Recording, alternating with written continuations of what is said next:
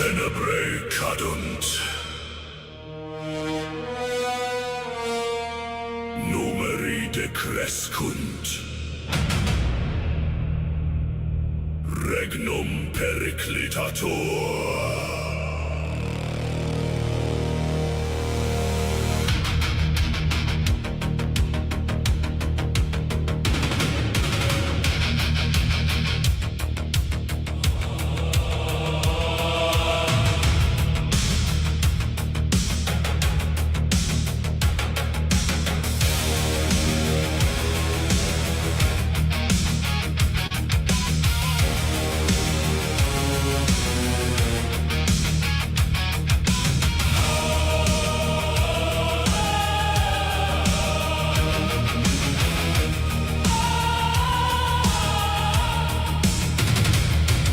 The crimson cape is heavy, the silver screens are cold.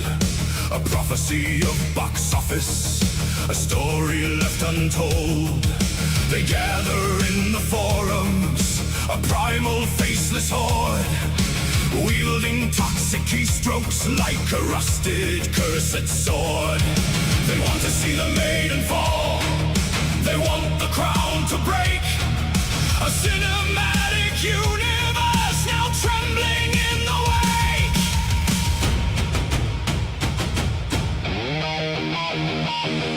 Oh, the woman of tomorrow, slowing in the night. Will the empire survive the dying of the light? The taiko drums are pounding, the trolls demand their price. The whole damn world is riding on the rolling of the dice.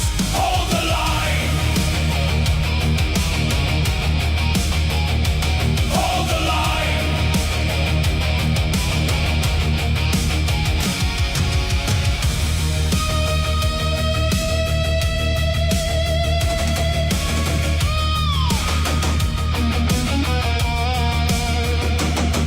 Blood magic in the metrics, the tracking starts to bleed. They mock her in the shadows, they cultivate the seed of 100 cancelled futures, a timeline torn apart, aiming all their arrows at the Kryptonian's heart. The studio is watching, the executives are pale, while the digital barbarians are praying she will fail. Oh, the woman of tomorrow, slowing in the night. Will the empire survive the dying of the light? The taiko drums are pounding, the trolls demand their price. The whole damn world is riding on the rolling of the dice. Hold the line. Hold the line.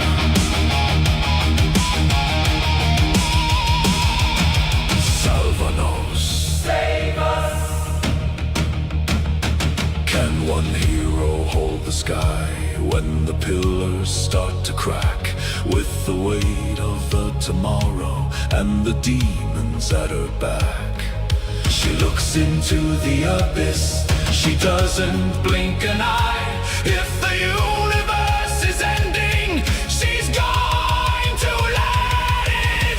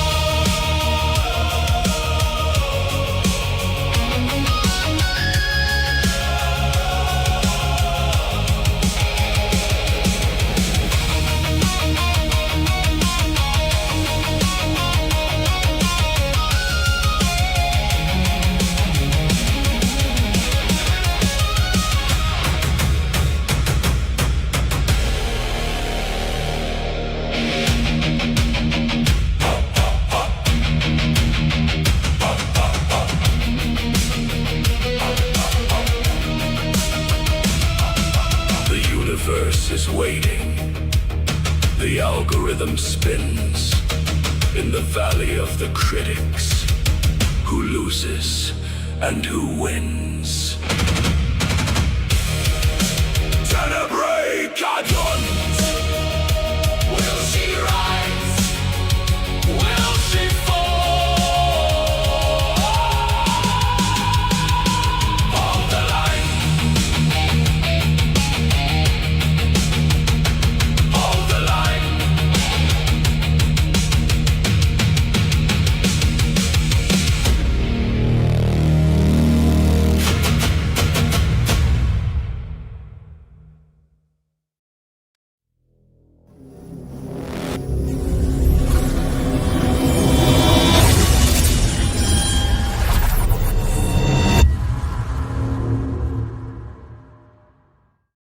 Hey, what's going on, everybody? How you guys doing? Welcome back to the show. Let me know if you guys can hear me all right. I got a new audio mixer that came in the mail today, and I'm just testing it out for the first time, so we'll see how that goes. That was a bit longer of a song, but it was based. It was pretty based. Dark 80s Gregorian chanting. Felt like you're watching an old barbarian film. But talking about Supergirl, let me just point out here, Zap, I'm not going to stop. In fact, I'm going to play longer songs just to make you mad, buddy. Just to make you mad. There you go. I'm going to make longer AI songs that are just going to be so goddamn long, you're going to wonder where your life went. And that's for you. I'm going to make all the songs are going to say courtesy of Zap. Rouse Dower. That's going to be the thing. So yeah, let me know how it sounds, if it's doing okay or not. It sounds decent on my end. But I can't quite tell. So anyway, how you guys doing? I was going to go live a little earlier this evening, but I just got done watching. I'm just going to say, I just got done watching, hands down, I think the best movie of the fucking summer. Hands down the best movie of the summer, if not the best movie of the year. All right, I want to make this abundantly clear. The best movie of the year. Fucking Masters of the Goddamn Universe. I can't even begin to tell you how goddamn good that movie is. Like, now listen, I will fully admit, I'm a little bit biased, okay? I'm 44 years old. The show came out when I was a child. 1987 Canon Films, Masters of the Universe, Dolph Lundgren, man, that movie was my fucking jam. Back in the day. All right. Okay, Mo says it's crisp. Artur here says it's low. You guys got to tell me.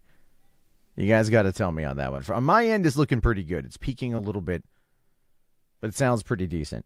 So you guys got to let me know. Tony, let me know what you hear. Okay, I want to hear from Tony.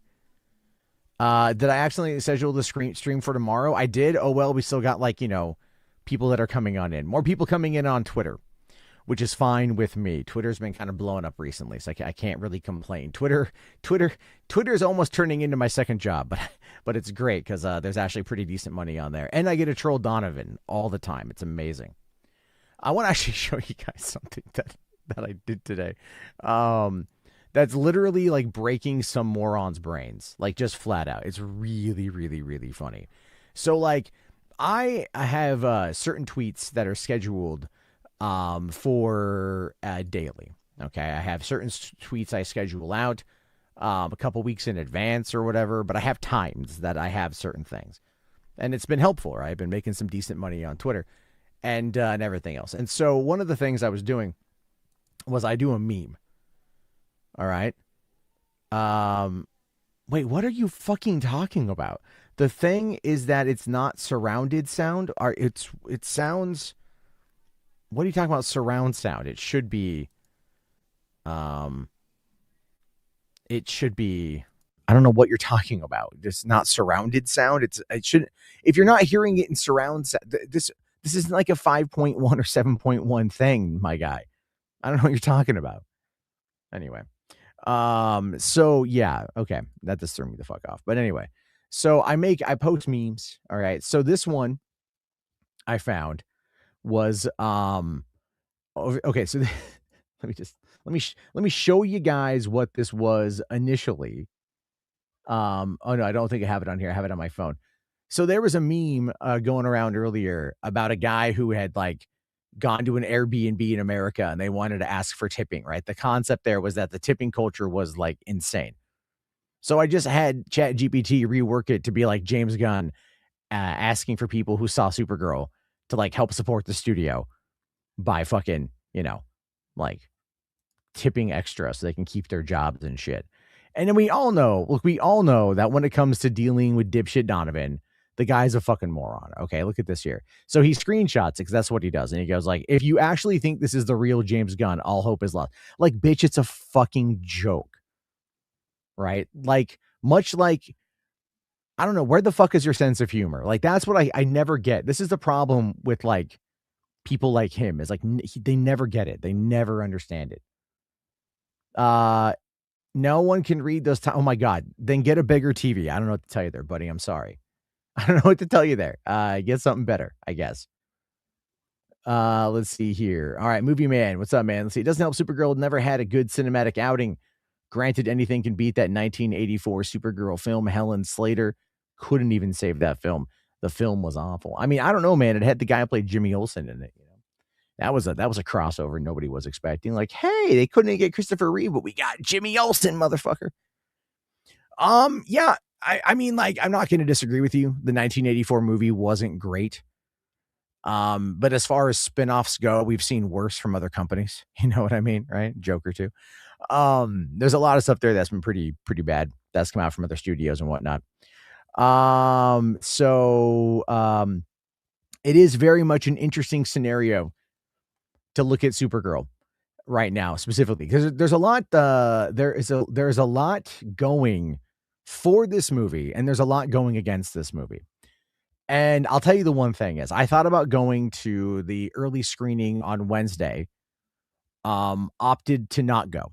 The reason why I'm not going to go is because, for one, I don't necessarily feel like there's FOMO on seeing this film.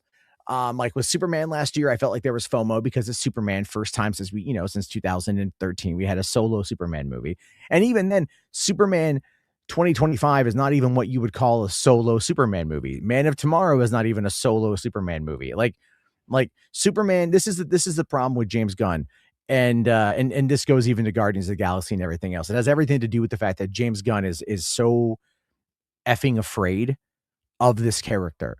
Right? He has to surround the character with bad people, ne'er-do-wells, lesser people, right? Morally questionable people, things along those lines. He's more comfortable writing Lex Luthor. That's why Lex Luthor had a bigger arc in the movie than fucking Clark Kent did. If you really go and you look at the arc of Clark Kent, Superman, in 2025's movie, the only thing you get in that film is a reaffirmation of faith. That's it. That's really it, is a reaffirmation of faith. Like, nothing fundamentally changed about Superman. He never looked at life a little differently. He never valued humanity any less or any differently. He never did anything different.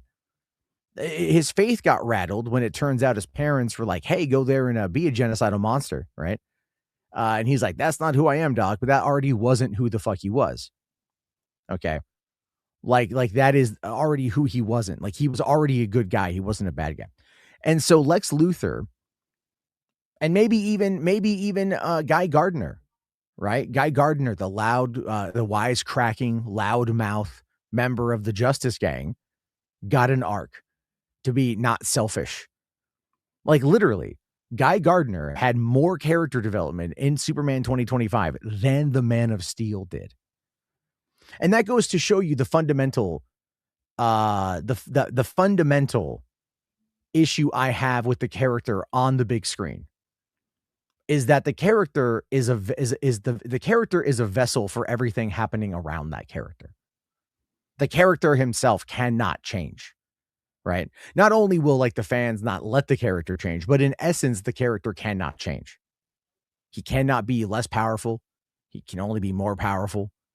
The only thing he really has that works against him is his humanity, because people use it as a weapon, but it's a constant thing. So after a while, it becomes, okay. Oh, Lois is in danger again. Oh, fuck, shit, cock ass motherfucker. Like, that's it. And I'm not even saying it's inherently bad, but I'm pointing out the limitations. So how do you take a morally stoic, right? Unquestionable character, of absolutely insane moral turpitude, and give us a movie that actually like makes us grow with the character. It is nigh impossible to do. And did James Gunn pull that off last year? The answer to that is no. Is Millie Alcock in Supergirl going to be more like that? Yes, actually. Right? She's going to be reluctantly dragged into an adventure. Right? She's going to be out of her element, out of her depth with no support. She's going to have to learn. She's going to have to stumble. She's going to have to fall. She's going to have to pull herself up by her bootstraps. And then she's going to have to win. And she's going to do it with help, make no mistake, right? There's nothing wrong with characters having assistance. But her thematic arc throughout the course of that story, going from like drunk 20-something, young 20-something, to being more of like the woman of tomorrow, that's the arc. Right? That's the arc. Someone give Matt a copy of Kingdom Come. Oh, you mean the series where Superman basically is like, fuck, this shit sucks. Right? Nothing I do matters. Which is everything I've talked about, by the way. Okay. Like it's everything I've talked about. Now, look, let me point this out because I have to say this for some of the people in the back. I'm not rooting for the DCU to fail. I've watched Superman a couple of times now. I like the movie. I like it quite a bit. My fundamental issues, again, boil down to story. And I'm not talking about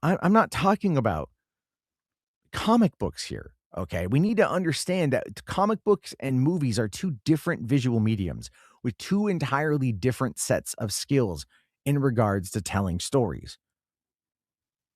All right. You like, it's so different. But for some reason, when it comes, I can never fucking like criticize Superman. People fucking lose their shit.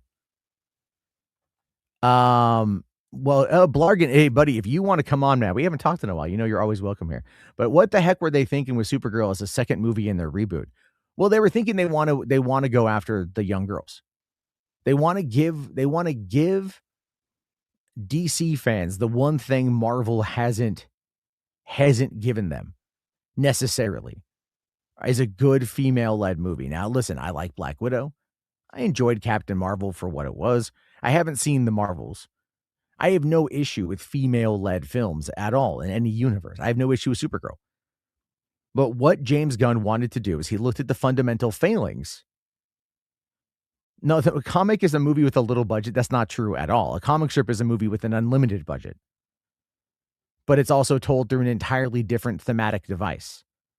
Right? If you look at a comic book as being just a series of still images conveying a story, much like, let's say, a storyboard outline of a film, that's one thing. But you're able to add nuance. You're able to add internal thoughts. You're able to do a lot more with that, to convey a lot more than you can through a movie. A movie has a very specific thing. Okay, that's what I'm talking about here. That's one of the reasons why I love this conversation. Because again, it always boils down to the same thing. Superman good. Any criticism of Superman is bad. Right? And that's where it's at. Like, you can't criticize him. That's all I'm saying here. And so in regards to just thematically, and cinematically, this is why Man of Steel is ultimately a better movie. John, it's not a series of images. Yes, there are. Oh my God. There's a series of images contained within both mediums, but they are conveyed in different ways. Never mind the auditory factor, right? The 51% of audio to the 49% of visual. You are completely overlooking. You have a deeper. Oh my, I'm not even getting into this conversation. Holy fucking shit. When is James Gunn going to go away? Probably never. And maybe, I don't know. I'm not going to sit there and call on that. I'm not going to sit there and push for that because I like James Gunn. But where I want James Gunn to be is Suicide Squad. I want James Gunn to be in Peacemaker. I want James Gunn to be not afraid of the characters that he's going through. All right. That's the whole point. I want James Gunn to be able to go and be his true, honest, authentic self. Superman is not it. Superman is like taking a raunchy comedian and putting them in like, a fucking priest's outfit and saying, don't do bad things. Only do good things. And that goes against their nature of humor and everything else. So that's the biggest problem with Gunn. Gunn needs a heavy hitter like Batman and Wonder Woman. I mean, that's kind of the whole point. Where is Wonder Woman? right? Where's Batman? Why is it we have the Batman Part 2 filming right now after all the years? It came out in 2022. James Gunn took over in 2022. Right? 6 months later, James Gunn was in charge, and it took him this long to get a movie just in fucking production. So next year, you got Man of Tomorrow and the Batman Part 2 both coming out. Both are going to be in theaters within months of each other. And you're telling me that the general audience is not going to be like, wait, hold on. Like, are they part of the same fucking thing? Considering the fact that Man of Tomorrow or Supergirl has Superman in it. Fucking Man of Tomorrow has Superman in it. And like you've got 3 years in a row of Superman. Now, all of a sudden, here's a Batman and the Superman is not in it, right? Have I seen Citizen Vigilante yet? No, I haven't. I do have a copy of it, but I haven't done it. Would I like James Gunn, The Authority? Yeah, sure. I think James Gunn would be better suited for something like The Authority. I think James Gunn is really good at taking underdog misfit characters and turning them into household names. He's really, really, really good at that. But how do you take one of the top most popular superheroes in comic book history in the world, not even number one, like number 4, number 5. Okay. But like you take one of the top 5 because he's not up. I'm sorry. He's not. Okay. And you put him up against you give him to a guy who, when offered the role of taking over, when offered the job of writing and directing a Superman movie in 2018, turned it down and instead went and did Suicide Squad, which is basically just an R-rated Guardians of the Galaxy. Great film. Then he did Peacemaker, which is just an R-rated Guardians of the Galaxy on Earth TV show. Great show. Everyone loved it. Then all of a sudden he gets brought in to do this other job. And and it's like, ooh, he's got to pull his punches, right? He's got to pull his fucking punches. And that ends up being the bigger problem than, quite frankly, anything else. Eric here says, I think Matt Reeves made Gunn nervous with his Batman. I think not that he made him nervous. I'm gonna push back on that. It's not that he didn't make him nervous. What he made him was it's a burden. The Batman is a burden to James Gunn, right?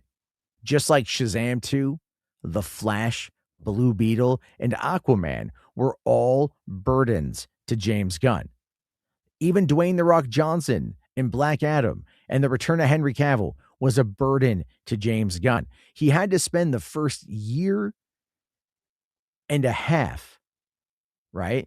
Really the first like year, I'll say, of him being co-president, co-CEO of the studio, navigating the fucking pitfalls of the previous people in charge and the movies that they put out, the movies that Walter Hamada greenlit, that Walter Hamada got through, and then basically tell everyone none of these movies fucking matter. None of these movies make a goddamn difference.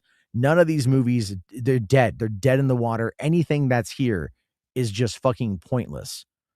And audiences responded. So that's why when people tell me that, oh, no, the general audience, they're not going to care that there's a Superman movie and a Batman movie within a few months of each other and they're not connected. They're not going to know.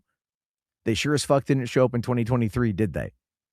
They sure as fuck knew that the DCEU, a franchise that they had spent 10 years supporting, was ending unceremoniously, aborted like a back alley baby in a dumpster. And they did nothing, right? The audience simply did not show up, despite the fact Shazam 2, good movie. The Flash, really good movie. Blue Beetle, surprisingly fun film. Not as good as the other two, in my opinion. I haven't seen Aquaman because, like, I saw that final shot with was it Ormwrecker or whatever the fuck, or Orm, eating a cockroach. I don't know, man. That was enough for me. I was kind of fucking whatever with that shit. So I'm curious to see what Gunn is going to bring to the table. I'm curious to see what Gunn is going to be able to do with this stuff. But we've had Creature Commandos. We've had Peacemaker season 2, which ended with it ended on a wet fart. Like the series finale of that show was just like a music video with some character stuff in the middle of it and then a cliffhanger. And that's it. Right now he's like, okay, I got to do Man of Tomorrow. I got to green light my own movie in order to make sure that we get this shit out there in time to beat like either the merger or the sale. And you guys got to understand this too, is that James Gunn has been fully aware of the inner workings of what Zaslav is doing now for a long time. David Zaslav came on to Warner Brothers Discovery in 2022 with the sole purpose of writing out those couple years, trying to work down the debt as much as humanly possible, and then sell the goddamn thing for pieces and parts, which is why he wanted to break the company into two halves, the movie side of it and the TV side of it, right? Like the network cable side of it. That's what he wanted to do. He wanted to break that shit into two halves, and then from there, be able to probably get as much money as he could off the stock price, as well as the sale, and then maybe slither away with, still holding on to the bag of, like, I think he probably would have gone back to the TV side of it, the network side of it, because Discovery, that's his baby. Okay. Like, that's his fucking baby.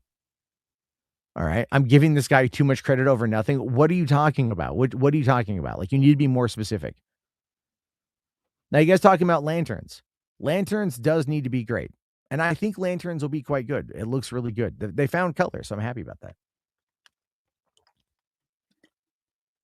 But it's very true. It's very true that they're not in a good position.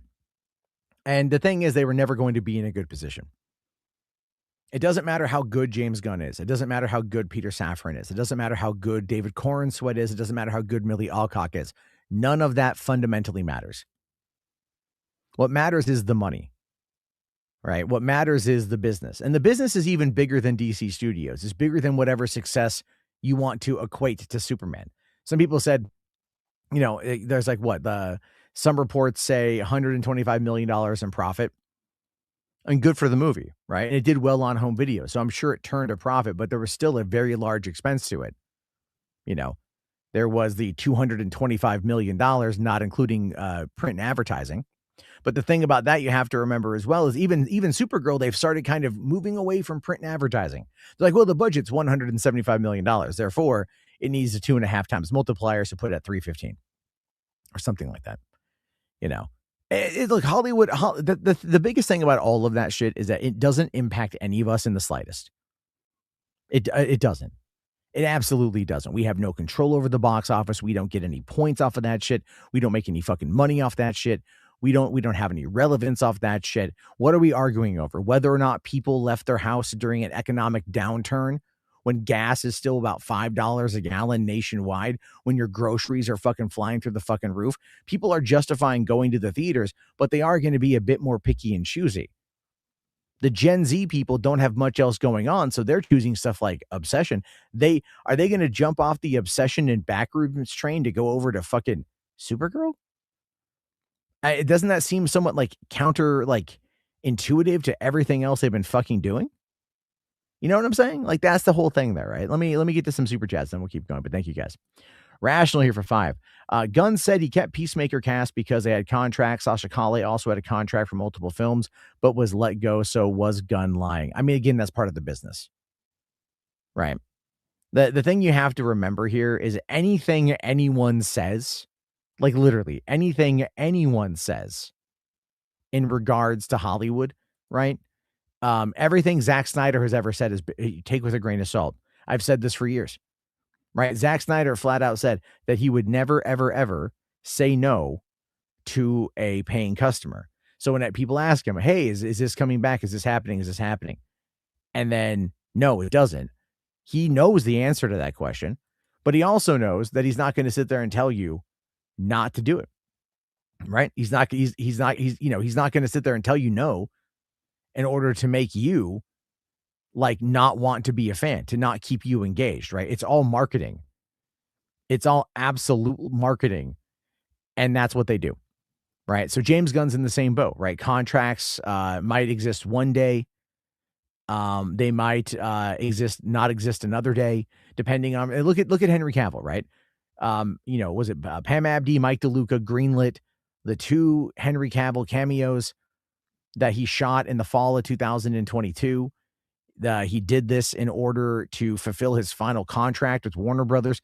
He was paid like $500,000 for both of those particular appearances. I mean, literally, he made $250,000 for like showing up on a set in London, bringing with him the Superman suit that he stole from the, I think, Justice League set or BVS set or whatever, and then just said, Black Adam, we need to talk.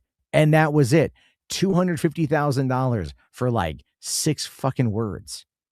You know what I mean? Like, it's all money. Okay. It's everything like that's all fucking money. And then after that, you know, they're like, oh, he's back. He's back. He's back. And then Gunn gets the announcement that Gunn's taking over. And then Gunn's like, I got to call Henry and be like, nope, sorry, dog. That ain't happening. And that just goes to show you that everything is like up in the air. Everything is futile. Everything is there's no guarantee. Like, look at Masters of the Universe, for example. What, $170 million budgeted movie. It just hit $100 million worldwide, but it was Father's Day. It was sold out in most theaters, you know, but still it lost a lot of theaters as a result of, you know, Toy Story and other movies and everything else. But the theaters that it's in, it's showing strong turnouts. There are people that are going to see it 2, 3, 4, 5, 6, 7 in one case. One guy has told me he's gone to see it 7 times because of his AMC A list or his whatever he's got. He's got one of those things, you know? And so people are going to that movie. So, but then you talk about it online, you go, oh, I love Masters of the Universe. I hope there's a sequel. And then you get a bunch of these fucking dickless, nutless fucking assholes coming in and going like, well, it didn't make enough money. Now you know the fucking movie. And you're like, yeah, but look at the ancillary. The ancillary is going to be the home video sales. When they announced it on Amazon that it was the, you know, that's coming out on 4K, it shot to the top of pre-order list, right? Like, there's a lot of interest in Masters of the Universe. This is a very strong word of mouth movie. And I'm telling you guys right now, fucking awesome. It understood, not only did it understand the assignment, it A+ to the assignment. Like, Jared Leto as Skeletor, fuck me, he's so good. Right? Like, it's so 80s coded. It's so great. I mean, like, I want to talk about it. It's so fucking funny. So I was laughing so hard. And the post-credit scenes were great too. Like, I was really into it. My daughter was watching it and she was like, I don't understand any of this. And I'm all like, I will explain it to you when you are older. We have more time. But that's kind of what I'm saying here is like, you can never, ever, ever take anything any of these people say. You can never take anything the trades report, because the trades report shit that is said usually through anonymous sources, right? And so whether or not those sources are poisoning the well, we don't fucking know. But that, again, becomes the big, big, big part of that. The thing we have to remember. It's why talking about movies on the internet is a real pain in the ass, because you don't know what you're getting is true. If it's true today, if it's going to be true tomorrow, right? You don't fucking know if any of that shit is going to be true 24 hours from now, even maybe less than 24 hours from now. You just simply have no way of knowing.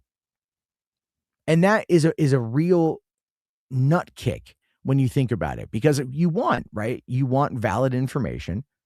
The only thing we can really say that we know for certain is how much money the movie made theatrically, because those are reported to third-party trackers, and those third-party trackers will then release that information. But if a studio is left to their own devices, we all know how Hollywood accounting works. You know, we all know how all of that shit goes down.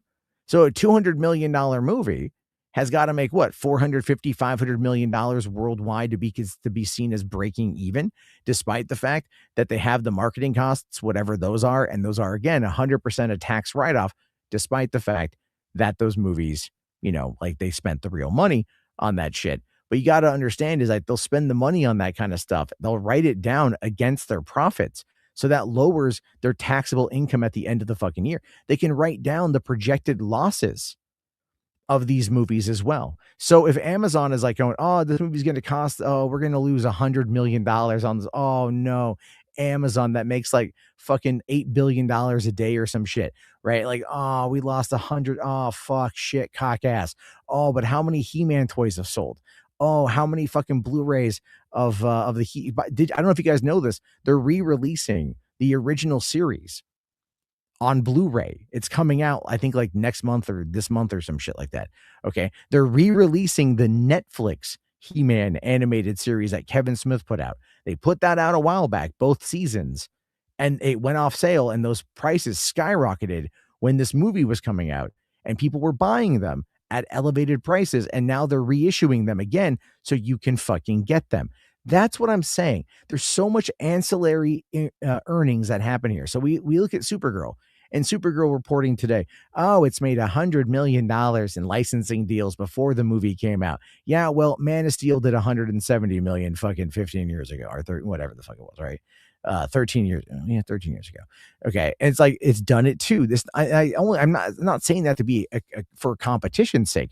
I'm legitimately saying that because this is how movies fucking operate. And this is the biggest problem with not only film Twitter, but just like film YouTube and film fans on fucking on the internet. They don't know any of this shit. And I bring this up all the time. You guys wonder why I spend so much time talking about AI. At least AI is honest. You know what I'm saying? Like, at least AI, you know where the money went. You're looking at it. And you probably don't know how much was actually spent because of, bad generations and shit. But like, where the money is going. Right. And you trust them to tell you like how much they spent on something. And they could, they might oversell it, they might undersell it, but it's still nowhere near as like, you're talking like maybe $500 on an AI short film versus like, fucking $200 million on a movie. Now, who's getting paid out? How are they getting paid out? What are the financiers' points on the back end? What is the split theatrically, domestically, and internationally? What is the home video split? Domestically and internationally? What is the PVOD numbers going to be? Who gets most of that income?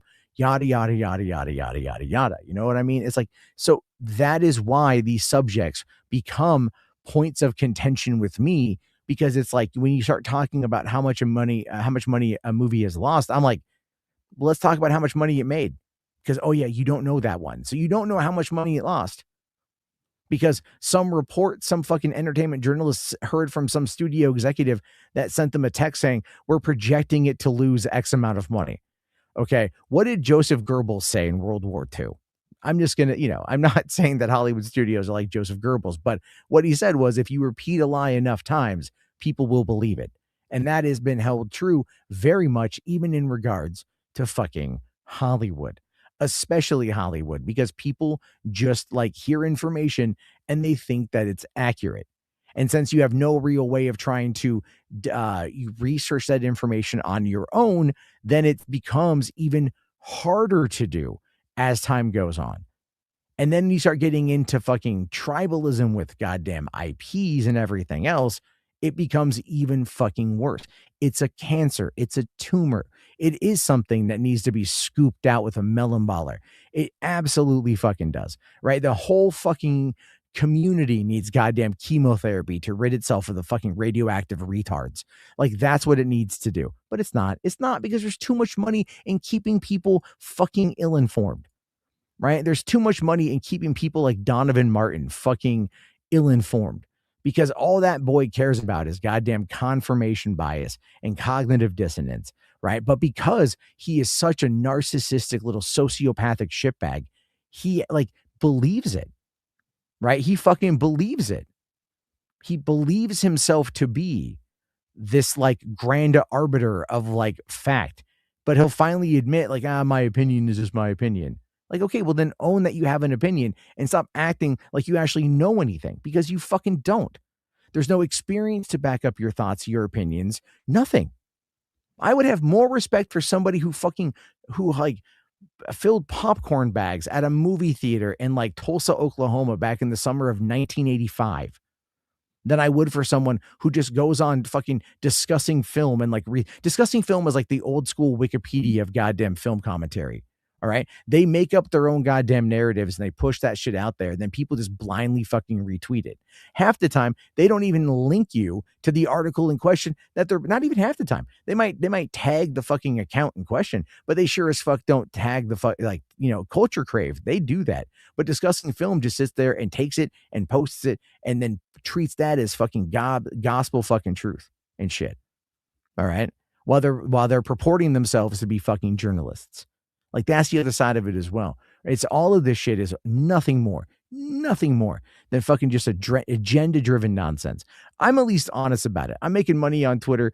I use fucking AI to figure out the best way to post shit, and that's what I'm doing. But I still do my research. I still give my fucking opinion. But I'm going to make it a little bit spicy in order to get people to pay attention. And you know what? It's working. So that's my game. But I'm never going to fucking lie to anybody. I'm never going to lie to anybody. I will do what I can to dispel and debunk shit that's verifiable. And if I'm wrong, I'm wrong. And that happens too. But it's a weird place to be. Anyway, I'm on a rant. I apologize for the soapbox. Let me get this one here. $20 from fucking Ahsoka. Thank you, buddy, so much. All right, hold on. All right, I guess we're talking about gaming for a second. Thank you. I wasn't really sure. Okay, I guess we're getting this one. One of my issues with Sony is how much third parties tend to favor them. The PS3 starting out was pretty much bombing for a while, but it only succeeded in the end due to third parties still willing to put games on the system. I'm going to disagree with that. If you look at, let's say, Oblivion and Skyrim, they were like almost unplayable on the PlayStation 3. What saved the PlayStation 3 was that it was a Blu-ray player. I believe the price came down over the 360 because at the end of the HD DVD Blu-ray war, the Sony ended up picking up. Never mind, they had like The Last of Us, and they had some other really good fucking exclusives. Third party favors them now. The third party did not favor them in the PS3 era because the PS3 had really terrible optimization. But thank you for that. Also, it's looking for $10. Thank you, sis. If Nintendo or Microsoft console was a failure at first, they would try to bury that console. It's just a double standard. I think PlayStation is such an overrated and overhyped brand nowadays. I mean, I don't have any intention on owning a PlayStation 5, maybe a PlayStation 6 at some point down the road. As much as I want to play the Spider-Man games, I want to play Ghosts of Yotai, I want to play The Last of Us, I want to play the other Naughty Dog games or the other exclusives that they have, a fair amount of exclusives that I want to play. I simply will not give Sony my money. I won't. I will not. If something happens and I win a PS5 somewhere or whatever the fuck, maybe, but I'm not going to give them my money. I'm not going to do it. I think Xbox is a far better brand, a far superior brand, and I think they put out better games, right? But Sony paid for the exclusivity on some of those, and the fact that they're not wanting to, the fact that the industry itself is regressing should show you precisely where things are. And the same thing goes for movies as well, right? Movies are regressing. We're lucky right now with Obsession and Backrooms, but if we didn't have those, look at all the movies that are out right now that are sequels, right? Devil Wears Prada 2, Toy Story 5, Minions and Monsters. Okay. The Mandalorian and Grogu is it's kind of a sequel because it's got the show, right? So it's tied into an IP. Disclosure Day, that's a new one, but you got Spider-Man 4 coming out here. You've got The Odyssey is new, but again, we've had movies about that before, so that's really nothing new. It's still a retelling of an old IP, right? That's what I'm talking about. Is like Hollywood loves the shit that they can repackage and resell to you, which is why, like I said, AI is, in my opinion, the most interesting because it's the most authentic and it's the most honest in regards to getting something from a creative entity and not being held back by gatekeeping. It just requires to have, you as a creator will have to then front the upfront costs. Let's see here. We got Ahsoka for 5. Thank you. Says, I really miss Sony of the PS1, PS2 era. Wasn't a fan of them since. I'm a Nintendo PC gamer nowadays. I mean, I'm in the same boat with Nintendo. Like, I like Nintendo, but I will wait for sales. The fact that Nintendo will not drop the price of their games, the fact that people will always buy the repackaging of their favorite games because Nintendo knows how to sell you your childhood really irks me the wrong way. Despite all of that, I do plan on getting Star Fox because my daughters are asking for it and I really want to play it again. And I was explaining to them Star Fox 64 and the Rumble Pack and everything the other day, and I got nostalgic, I'll admit. I'm a Mark, dude. I'm a Mark too. All right, I might bitch about it, but I'm still a fucking Mark, okay? Command Unit here says, did I watch the re-release of Speed Racer yet? No, I haven't. I have it. I'm gonna watch it tomorrow. Tonight we watched Masters of the Universe. But I have my girlfriend's working all day next couple of days. So I got the girls and I'm gonna show them Speed Racer. Thank you though. Soka here also for 5. So I know you like anime, but I highly recommend Witch Hat Atelier. There's no fan service. Plan to read the manga since the anime left on a cliffhanger. Okay, I don't know. I mean, like, it just depends. If it comes in front of me, where do I watch it? Like, it's got to be, you got to understand, when it comes to anime, I will not seek it out. Okay. Right. I will not seek it out. It has to be presented in front of me. Okay. That's like the only way I'll probably get to it. It has to be presented in front of me and then I'll get to it. But thank you. Zap here, member chat says, when the fuck you can catch up on Star Wars? Soon. I want to watch what I haven't watched Ahsoka season 1. I haven't watched The Acolyte. I haven't watched Skeleton Crew or Maul or Vision season 2 or season 3. I have some stuff to catch up on. I do. I also need to catch up on Daredevil Born Again season 2 before Spider-Man. So there's that. But thank you though. And then H Barts for 5 says, "Is Jarbo a queer character?" In all seriousness, that question is annoying. It is annoying. So let me just kind of break this down real quick before we get back into everything else. The thing we have to remember is in the Bad Batch season 2 and 3. Thank you. So the thing we have to remember about a lot of the discourse online, right? A lot of the problems that we have online is it's the media. And I've said this before and I'll say this again, right? So, we're in Pride Month right now. It's June, right? Millie Alcock is promoting a Supergirl movie, female lead character. Obviously, there's going to be, someone from an LGBTQ outlet that's going to ask Millie Alcock, like, hey, does Supergirl, does she eat the clam? All right. Does she fucking face dive into the punani? Okay. Does she fucking love to go scissor me timbers? Like, they'll ask those questions.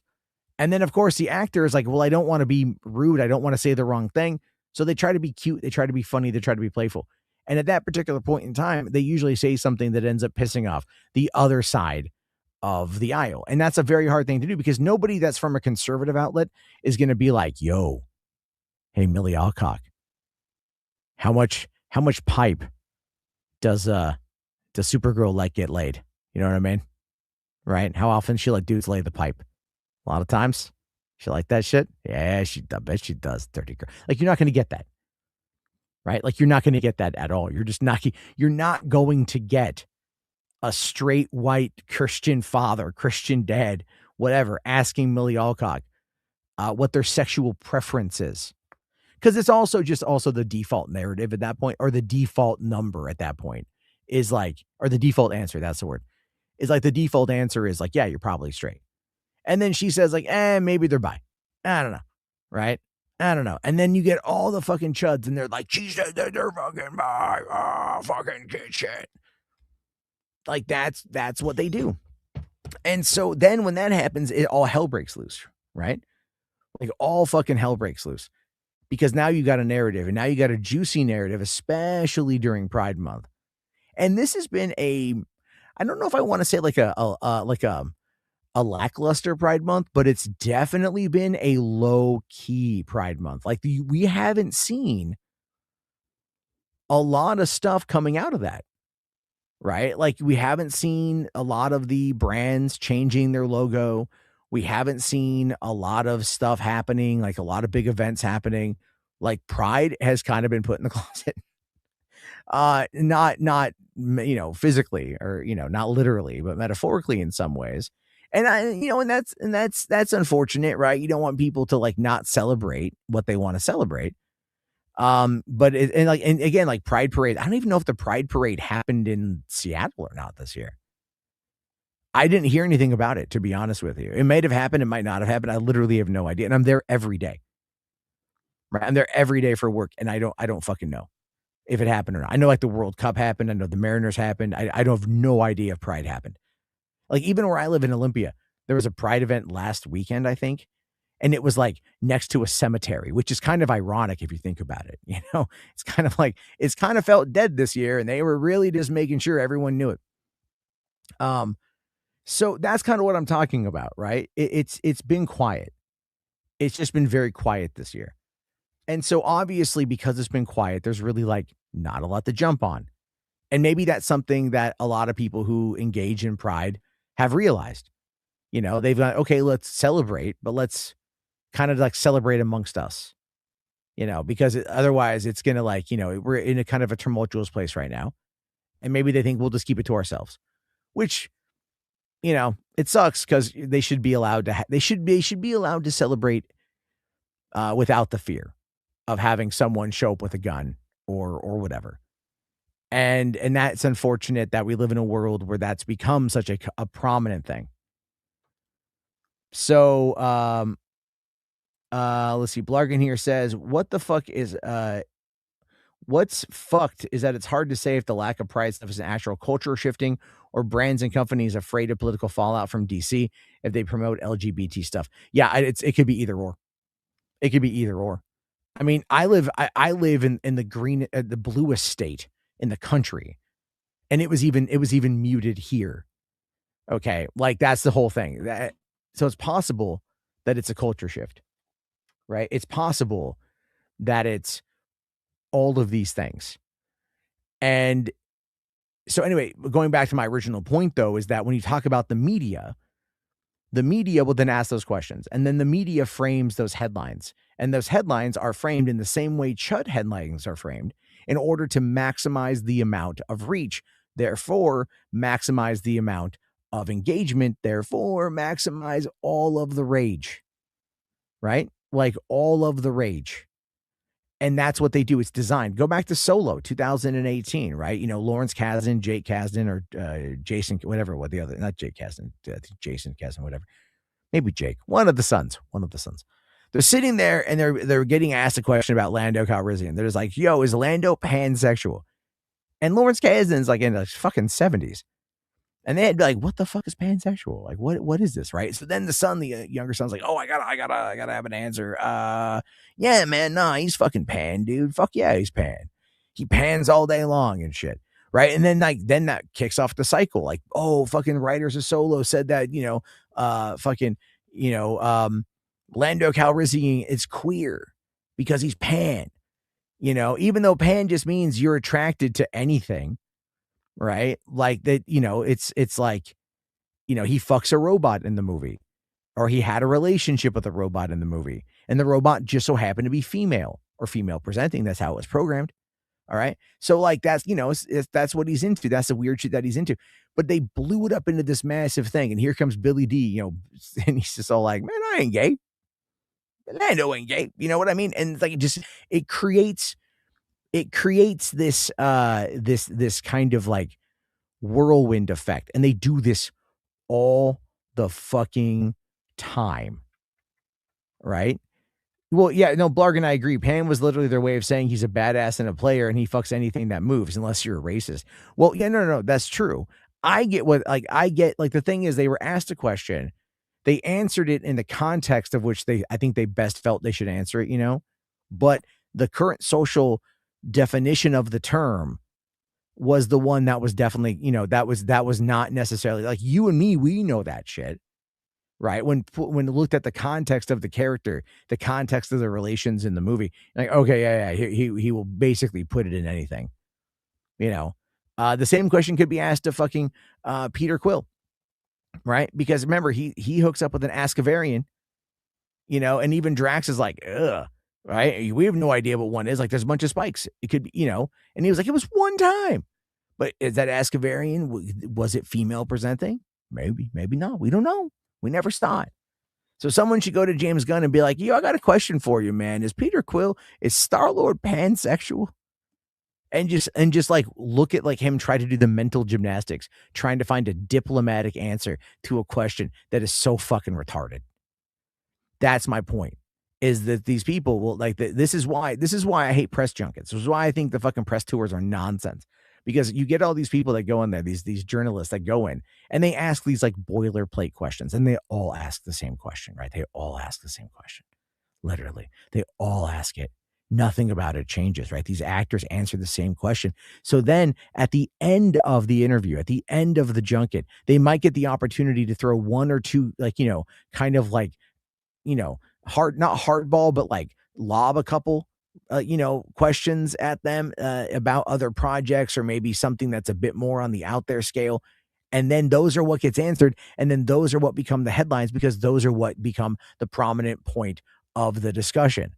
Because all of these people know, all of these critics know, all of these PR people know, all of these actors know that while they're doing the press tour, all they're doing is just like huffing their own farts and legitimately just answering the same thing over and over and over and over and over and over and over and over and over again. And they fucking hate it, right? These people legitimately like hate it. The actors hate it. They fucking hate it. It doesn't do anything. Not in today's marketplace anymore. I'm fucking sorry. It doesn't do anything. All of these premieres, they don't fucking do anything. All right? Like they just don't do anything. Not in the year of obsession. You know what I mean? That's all word of mouth shit.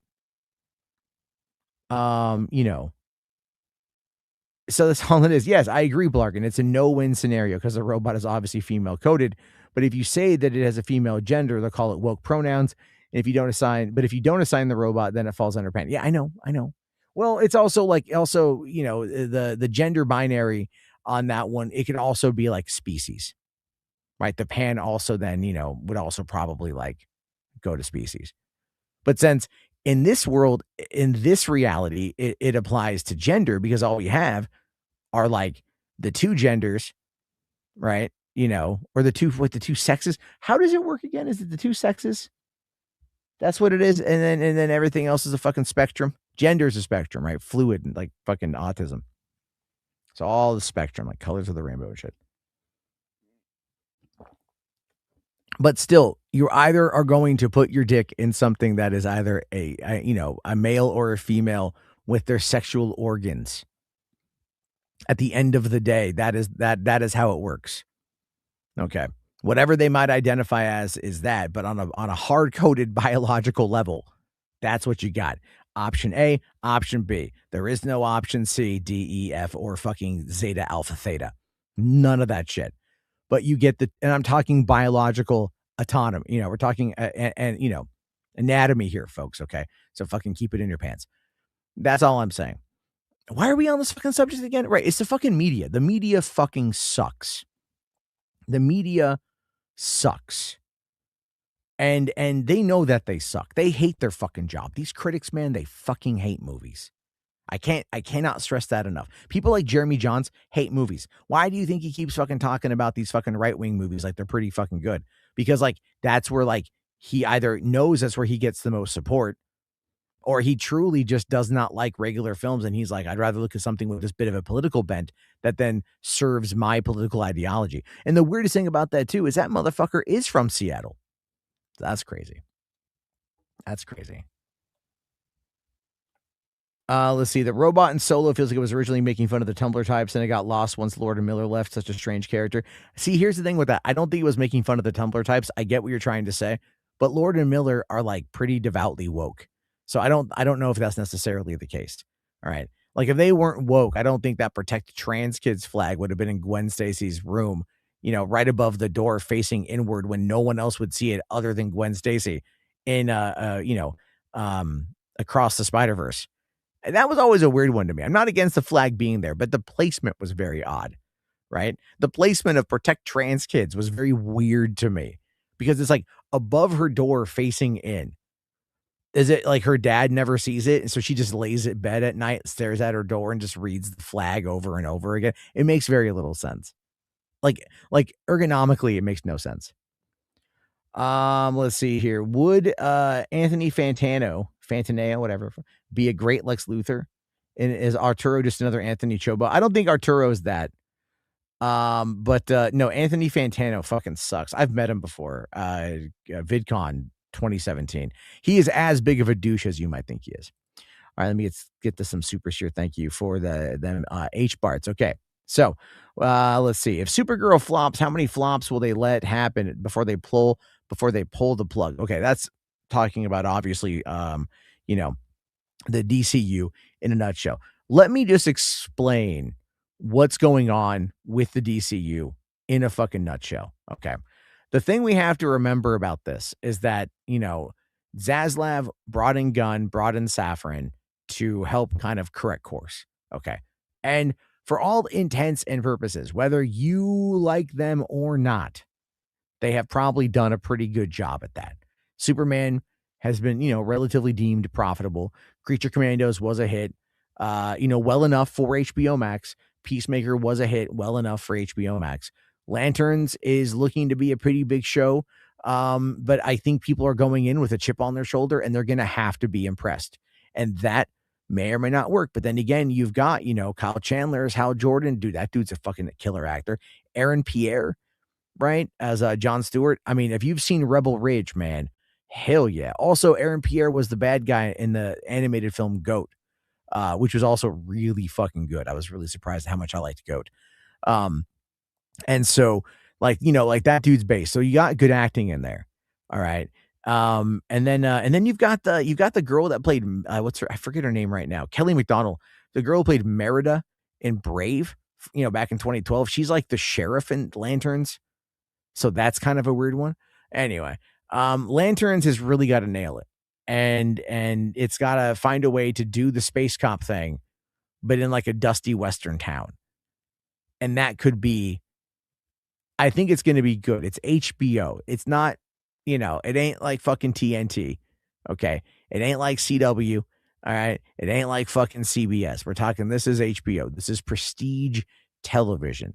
This is the kind of shit you make when you want to win awards and shit. So I think Lanterns will most likely be okay. Okay. I think it will be all right. I don't have much of an issue about that one. I will say though, that I am curious to see how it performs because I don't know. But if Supergirl underperforms, which I think it's going to squeak by with enough money to be considered a break even, I don't see it pulling in enough to be considered a success, right? Like, but enough probably to be able to justify going and doing another one, or justify keeping her involved. You know what I mean? Like that's what I'm talking about there is like, you know, it's very much like that, right? But then hold on, I want to show you guys this here. We can now we're starting to see, hold on. I'm gonna throw a little conspiracy theory real quick, right? I just saw this pop up. So apparently, photographer puts his hands on Millie Alcock, David Corn Sweat. By the way, every one of these people at the premiere tonight, I don't know if you've looked at any of the videos or any of the images. None of them look like they want to be there. None of them look like they want to be in at this premiere. Like they don't none of them look happy. I don't know why. Maybe because they were in the middle of filming Man of Tomorrow, and then they have to stop what they're doing, fly back out to LA, from the other side of the country, and then go and go to this premiere. But anyway, this is apparently David Cornsweat becomes real life Superman. Let's see what's going on here. Okay, photographer right there. Whoa, man, what are you doing? Whoa. Okay, staged. Oh my god, absolutely fucking. Look at that. Look at that right there. Okay, like he just taps her on the back to get her attention, to get her attention. And then, whoa, man, what are you doing? Whoa. No, I mean, I'm making fun of David here. I like David Corn Sweat quite a bit, to be fair. But I'm sorry, like, you could see this being something that's absolutely fucking staged, right? Like, whoa, man, you know, although you should never touch somebody without consent, to be fair. So there's that. I just thought that was kind of funny. All right. But yeah, going back to the question though, it all depends on the merger. It's really what the point I was trying to get to here. It all depends on the merger. If the merger goes well and there's money coming in, then I could see them wanting to keep them around for a little bit longer just to kind of wait for everything to stabilize. If the merger is not doing well, and everything is kind of going to shit, and they're not making a lot of money, then I could see them saying, "Yeah, it's time to kind of go back in and reboot." Now, I don't know if I don't think David Ellison wants Warner Brothers for Superman or DC. He's not that kind of guy. Okay, he's buying it. He's getting it for his daddy. All right, he's getting it for the Saudis, for the Qataris, for the Middle East countries that are giving him the money. That's what they're going after, the media part of it. That's what they're doing, and everything else. Hold on one sec. What's going on? Oh, my cats are wanting. The cats are in the room. Hold on. Give me 1 second. Hold on here. I'm just gonna go. I don't know if you can hear my cat meowing. I gotta go let him out of the room. Give me 1 second.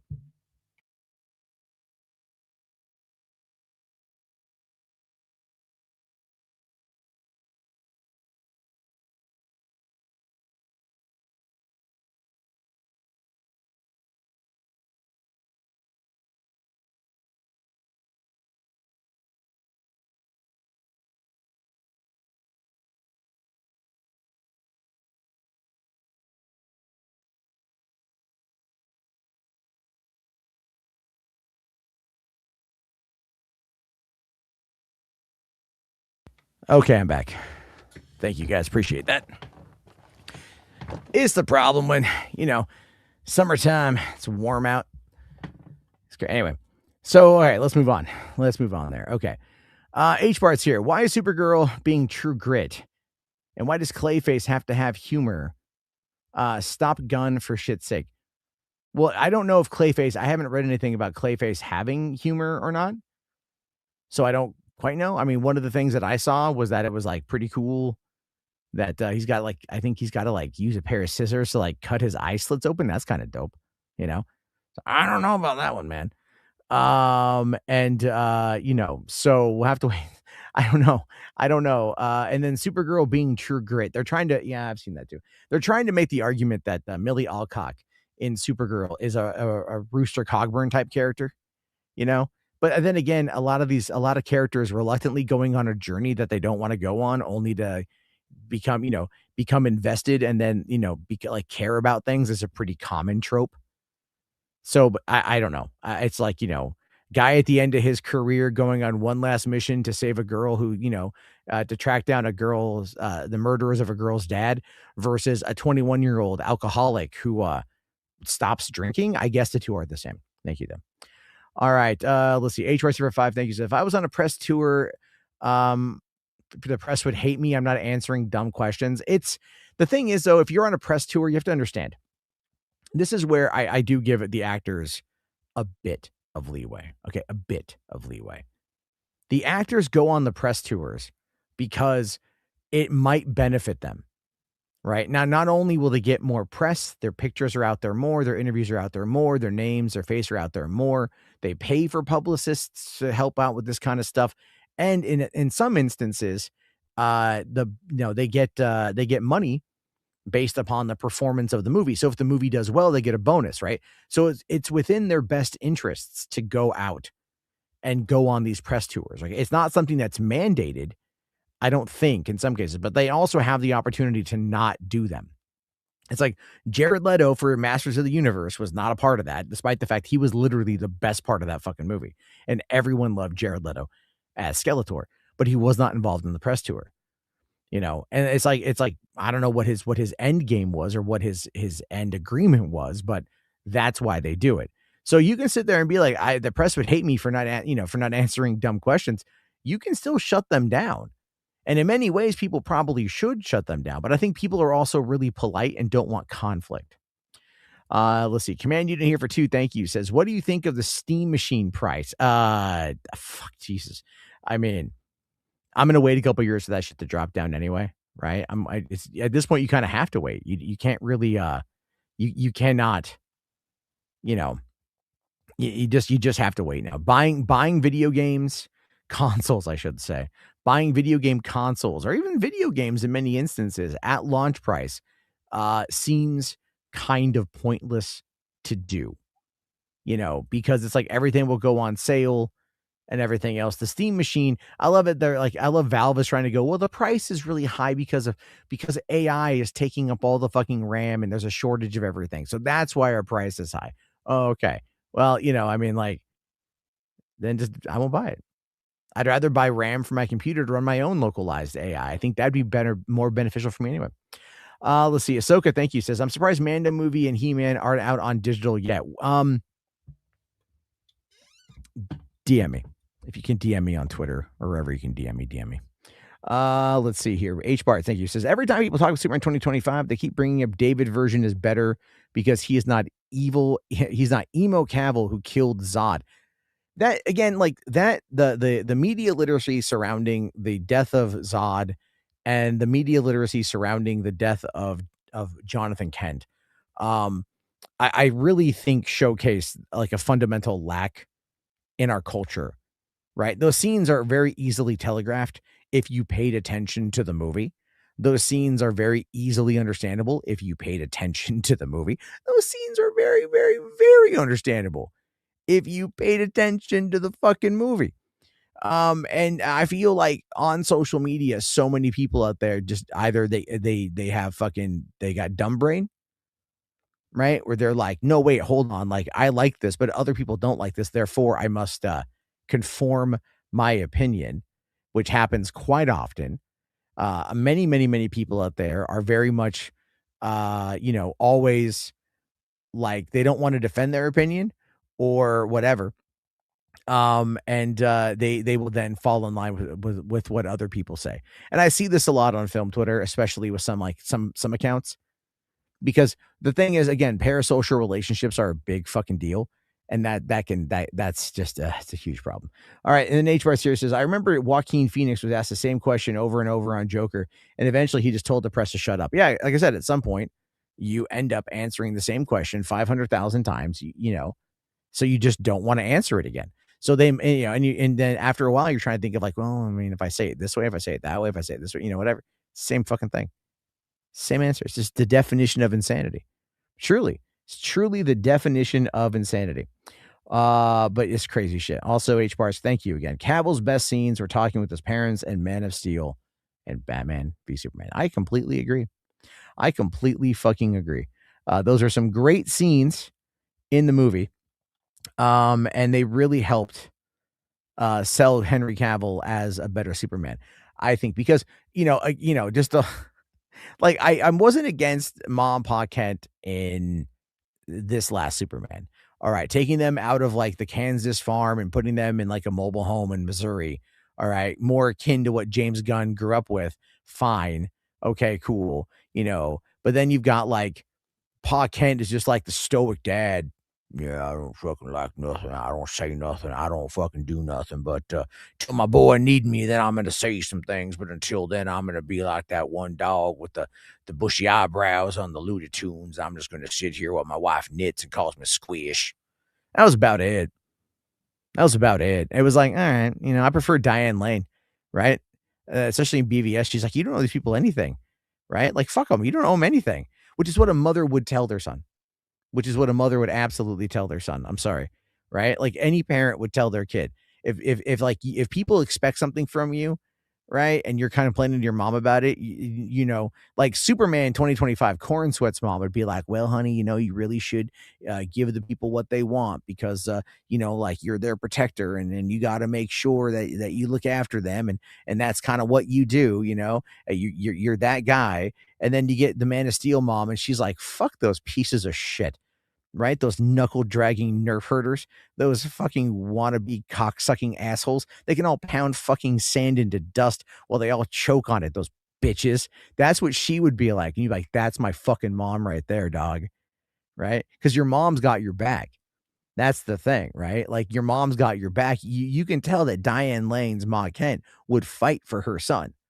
That's the difference there. Diane Lane would fight for fucking Henry Cavill.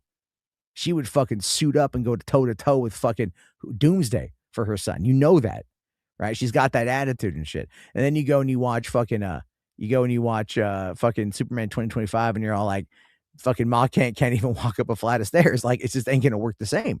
You don't get that attitude out of them, right? You don't get that kind of like fucking this is how I want my parents to be and shit.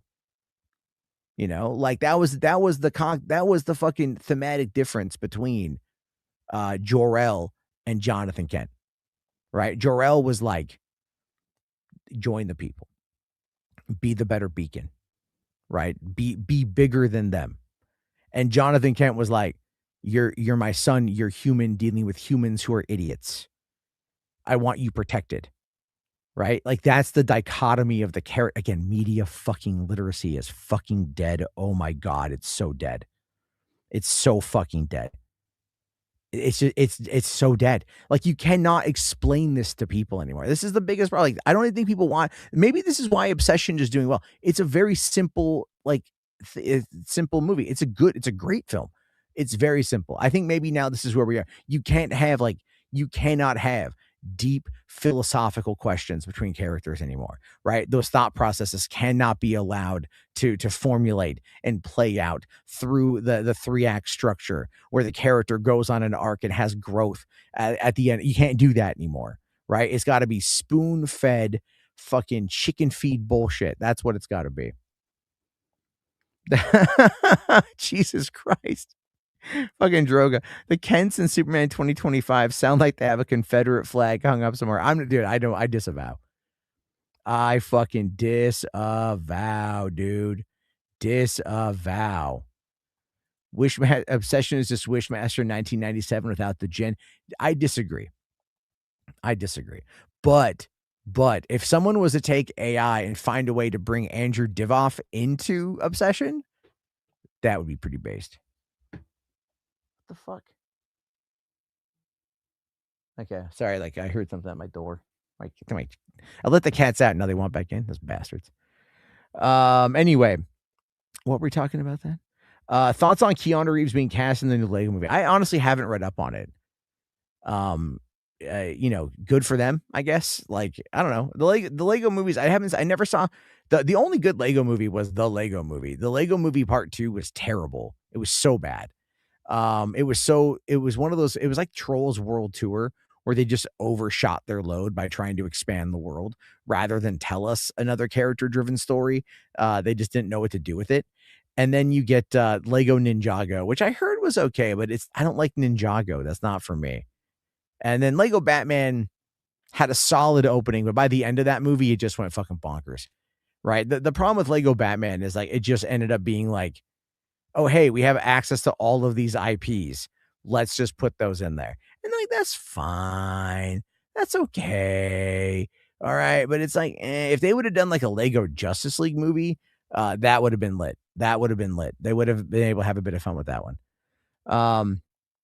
So, what's in the same universe? That'd be wacky and cool. What are you talking about? Let's see. Drogo says, I got to meet Carl Urban and Simon Pegg on the weekend at Comic Convention, which was really cool. Nice. Did you do the thing that every Carl Urban fan asks, which is, so what's going on with Dread 2? Because that's what we really want. We don't want none of that pussy ass fucking boy shit. Fuck no. We want Dread fucking 2, man. Let's see. CJH here. What's up, man? Why do comedians do horror so good? They channel it. It's a bad idea. What? Hold on. What? The channel. It's a bad idea. Did Obsession. They also can do okay. So let me. I can explain it to you like this, CJH. Right? Comedy is tragedy plus time. That's what comedy is. Comedy is tragedy plus time. So you have your tragedy, and then over time, you find a way to cope with it by making fun of it. That's where the comedy comes from. But the tragedy still has to happen, which means that all of those inner demons, all of those inner feelings, all of those inner anxieties, insecurities, everything about what you've experienced that would make any other person cry, you have to tap into and then look at it through a humorous lens. Being a comedian that goes back into trauma is literally torture to your body. There's a reason why comedians end up turning to drugs and alcohol to numb the pain. They numb the pain because they turn their trauma into entertainment. And that's the biggest thing. So when those comedians can tap into being dramatic actors, they can tap into that trauma that they're already so keen on tapping into. But instead of putting on the clown makeup, the happy clown makeup, they get to put on the sad clown makeup, and it becomes something that's a bit more cathartic. But there's a reason why comedians turn to alcohol and drugs, and a lot of that has to do with the fact that they are just dealing with the tragedy that allowed them to, to put that on stage and make that kind of money. Jordan Peele is not good at horror. I disagree. Get Out was really good. What I don't think he's good at is science fiction horror. Get Out is very minimalist science fiction, but like Nope is science fiction, Us is science fiction, but if he goes back to his roots, which I hope he does go back to his roots, man, apparently he's got a new script. That explains Robin Williams. Yeah.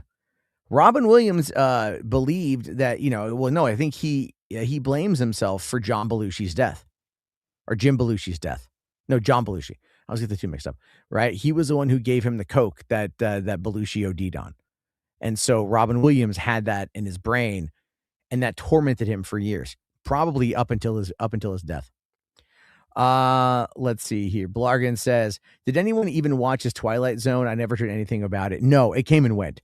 People were really excited about it. After Get Out, he goes and he wins best original screenplay, and it makes all this money and it puts his name on the map. And he's like, like, I'm Jordan Peele, bitch. And, he's kind of got the industry is his oyster. He can do with it what he wants. So he goes and this is why I've been saying this kind of shit about, like, Curry Barker from Obsession going over and doing fucking Texas Chainsaw Massacre. Cause I'm like, look at Jordan Peele, man. Jordan Peele had like a big hit. And sure, he was coming off Key and Peele, but he had his first movie hit and hit hard, win all these awards, all this kind of stuff. And then he goes over and he does IP, right? He does Twilight Zone IP for Apple TV. I think it was for, no, Paramount Plus, was it? I think it was, or Apple TV Plus. Early day shit for that stuff. All right. He does that. Nobody watches because it wasn't very good. And he put himself in the Rod Sterling perspective to it. All right. The Rod Sterling character, where not only was he like the showrunner and overseeing everything, but he was also like the host that would get people in and get people out of the episodes. Now, I'm not saying that's hubris. He's an actor. He can act. Right. And he thought people wanted him rather than his idea. He thought people wanted his personality. They wanted it, but they're not used to seeing him in that role.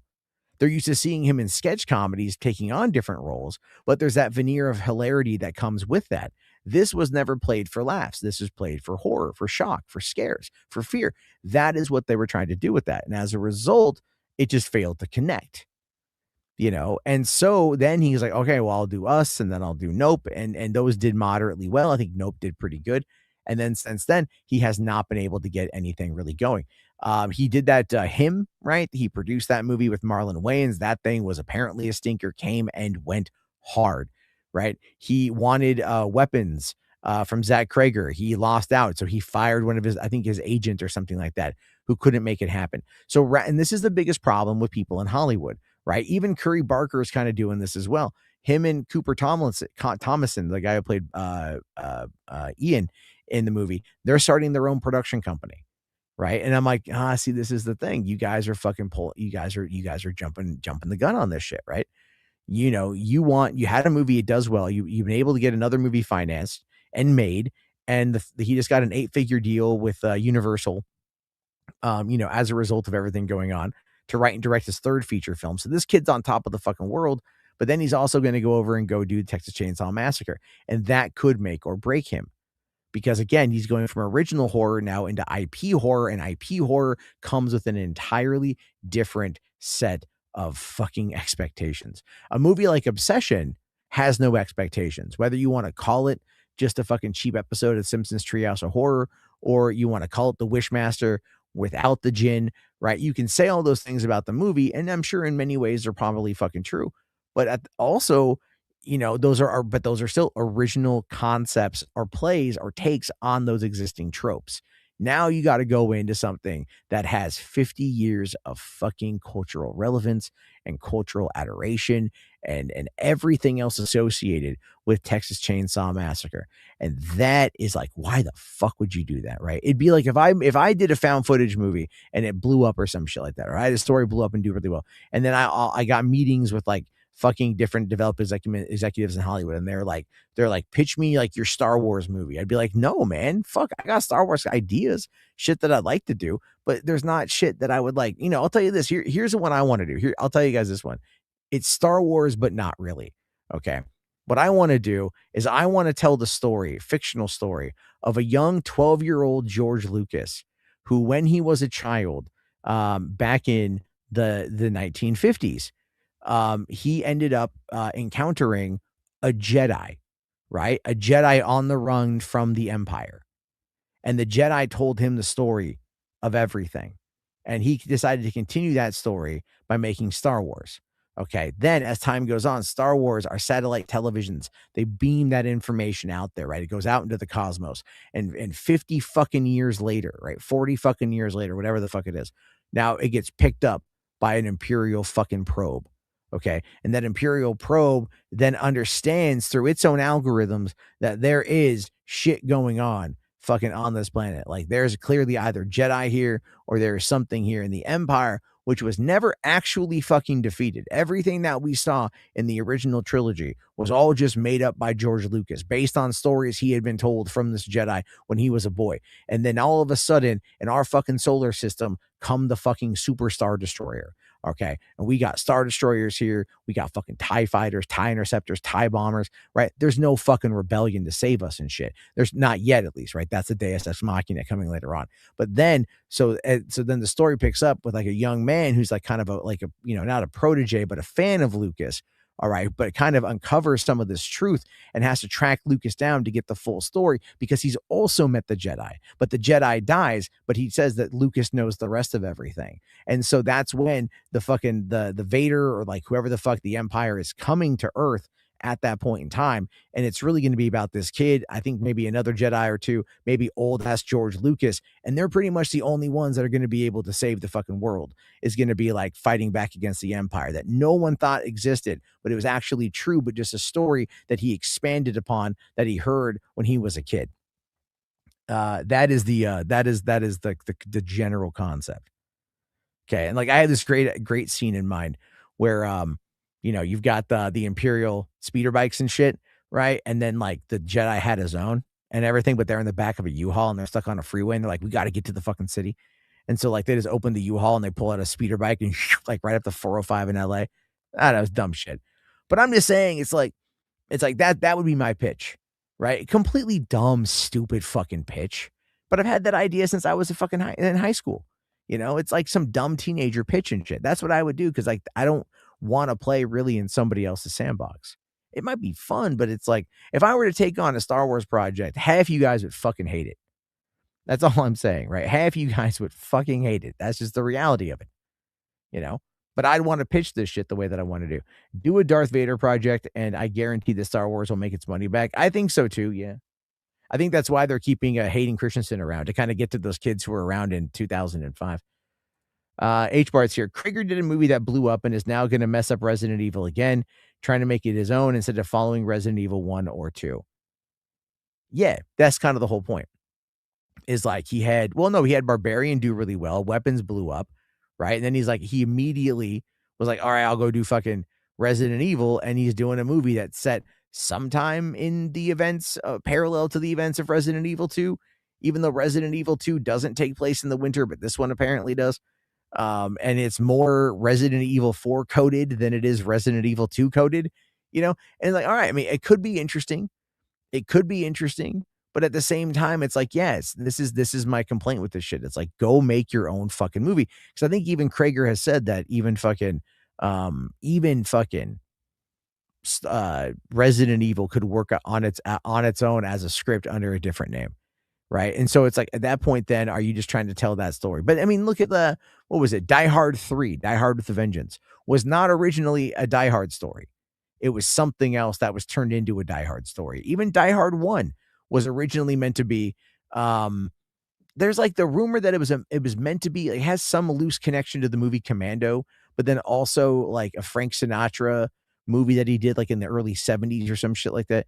Like there's a whole bunch of crap like that. Movies will get turned into other things, right? And they definitely want to play on the ability to make all that money off of an IP that they can use, to help further sell the idea. And that's, again, this is why I push for the AI as hard as I do, because at least that's honest. And the people who do original shit, we get to see some pretty cool shit. Well, yeah, I know Die Hard is based on a book. I'm saying there's another thing I forget what it is right now. Let's see here. Resident Evil 2 doesn't take place in modern times. It's 1998. Yeah.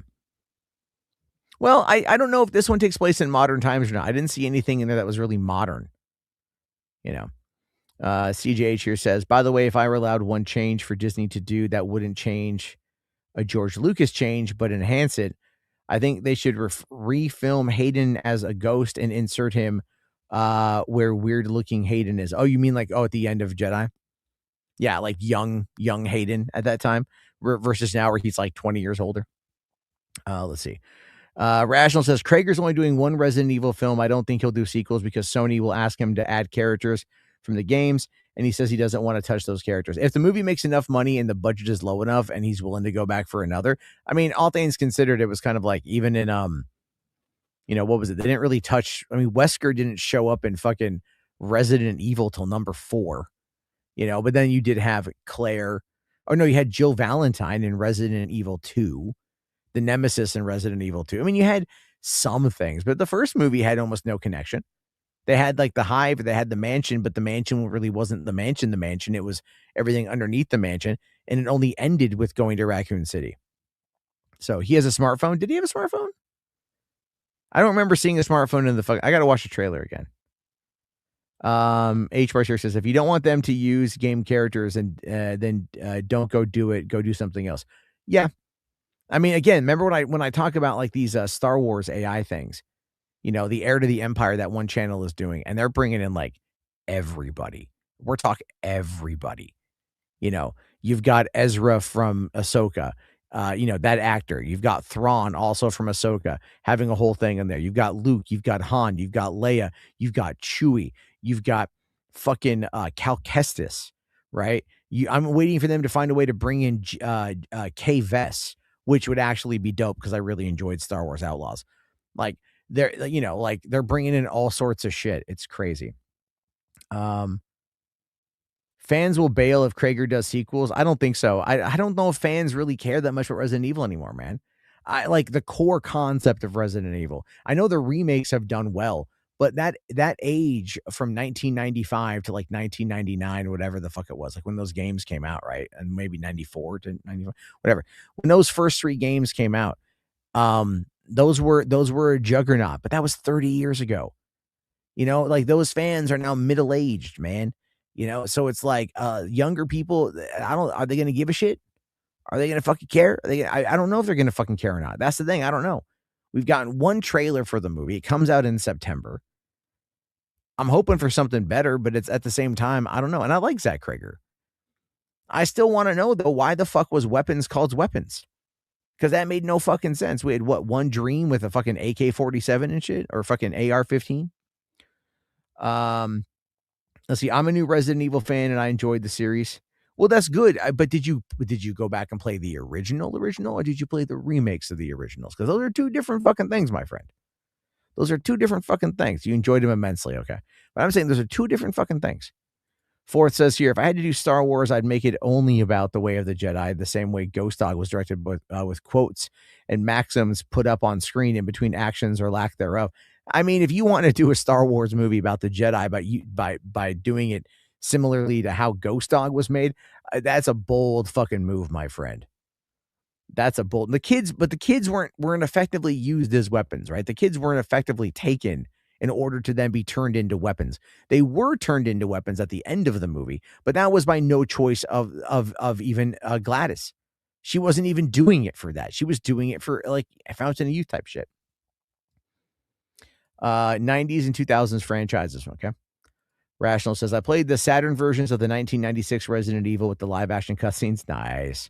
Fucking Sega. Anyone here remember the Atari Jaguar? The 3DO? The Sega? I mean, all those consoles from back in the fucking day. Jesus Christ. The TurboGrafx 16. That was always fun. H-Bart's here. Thank you. Says, remakes, but read the stories on the OG since I can't play them without a PS1. I mean, you could go get a PS1. That is true. You could absolutely go and do that. That's a thing you could do. It's entirely a fucking thing. So yeah. Anyway, let's take a look at the chat here. Oh yeah, the Philips CDI. Fuck, dude. Fuck. Hell yeah, that's an oldie. The Zelda games on there. Holy shit. Fuck, dude. Like the people, like kids today, they don't even know. They got no idea. They're like, oh, I got a choice of the Nintendo, the Xbox, or the Sony. And we're like, yeah, but back in the 90s, you had those choices, not the Xbox. And then you had like a bunch of other ones as well. And none of them were that great. H-Bart's here. You're excited for Code Veronica. I don't, like, here's the thing, man. Code Veronica has got such a great fucking opening. And it seems like they're remixing it. And I can't say that I'm like happy about that they're remixing it. Like I want to just see the game, right? It's the same thing with like those movies, right? If you're going to remake something, why go remake it? Why remix it? Why do that? Don't do that. Maybe don't do that. I don't know. And I feel like, we're looking at all that. Oh shit. Okay. Oh shit, guys, hold up. I don't want to do this because I don't like these guys. But on the subject of Supergirl, okay. The fucking cockweasels over at Film Threat, Chris Gore and that other guy. They saw it. I kind of want to see what they have to, because they're all, look, here's the thing. They're gonna shit on this movie. They're gonna shit on this movie. They're gonna say it's woke. They're gonna say it's bad. They're gonna say all sorts. They're gonna shit on it, but I'm kind of curious how they're gonna shit on it. Right? I'm kind of curious how. And this is again the thing is when you live in LA, you can get access to all this shit really easily. So it's like they have their own website, obviously, and I think they're Rotten Tomatoes approved. But I'm kind of curious. Let's see. We're here with our out of the theater reaction for Supergirl. We just saw it. Alan, give me your thoughts.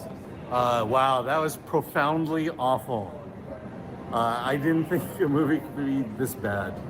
And it was on Millie Alcock, miscast, 100% miscast. Supergirl. What do you think? Unfortunately, I do think she's miscast.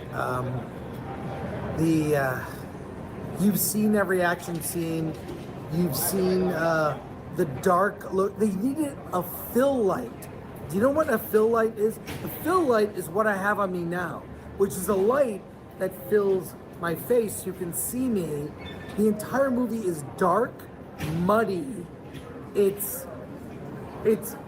people are comparing it to Mad Max, Fury Road. It is in the sense that there are child brides that are stolen by people, and the villains are boring and cliche. Look, And I could have written this script, and that shows you. All right, we're halfway in, but you gotta just like Chris's hair, right? Like this is old man yells at cloud in real life, right? We jokingly say this shit. We know this, but it cracks me the fuck up because it's like his hair's a mess. At least his beard's shaved. The other guy's like, I could have written this script back in my day. It was really, really, really good. But I think they're also blitzed. I kind of agree with the idea that they might be drunk right now. I could have written this script, and that shows you how bad. that's how bad it is. I know. If Alan I could write written it, the script. If I could write it, it's bad. I feel like it was just. I don't know. Is that really a vote of confidence for how bad this movie is? Like, I could have written the script, man. But again, I'd like to kind of remind people, to reiterate to folk, that there are 3 films. There's the one you write, there's the one you shoot, and then there's the one you edit. So he could have, we don't know how good the script was before they shot the movie and what was changed and then what was also edited and changed and added and removed in post.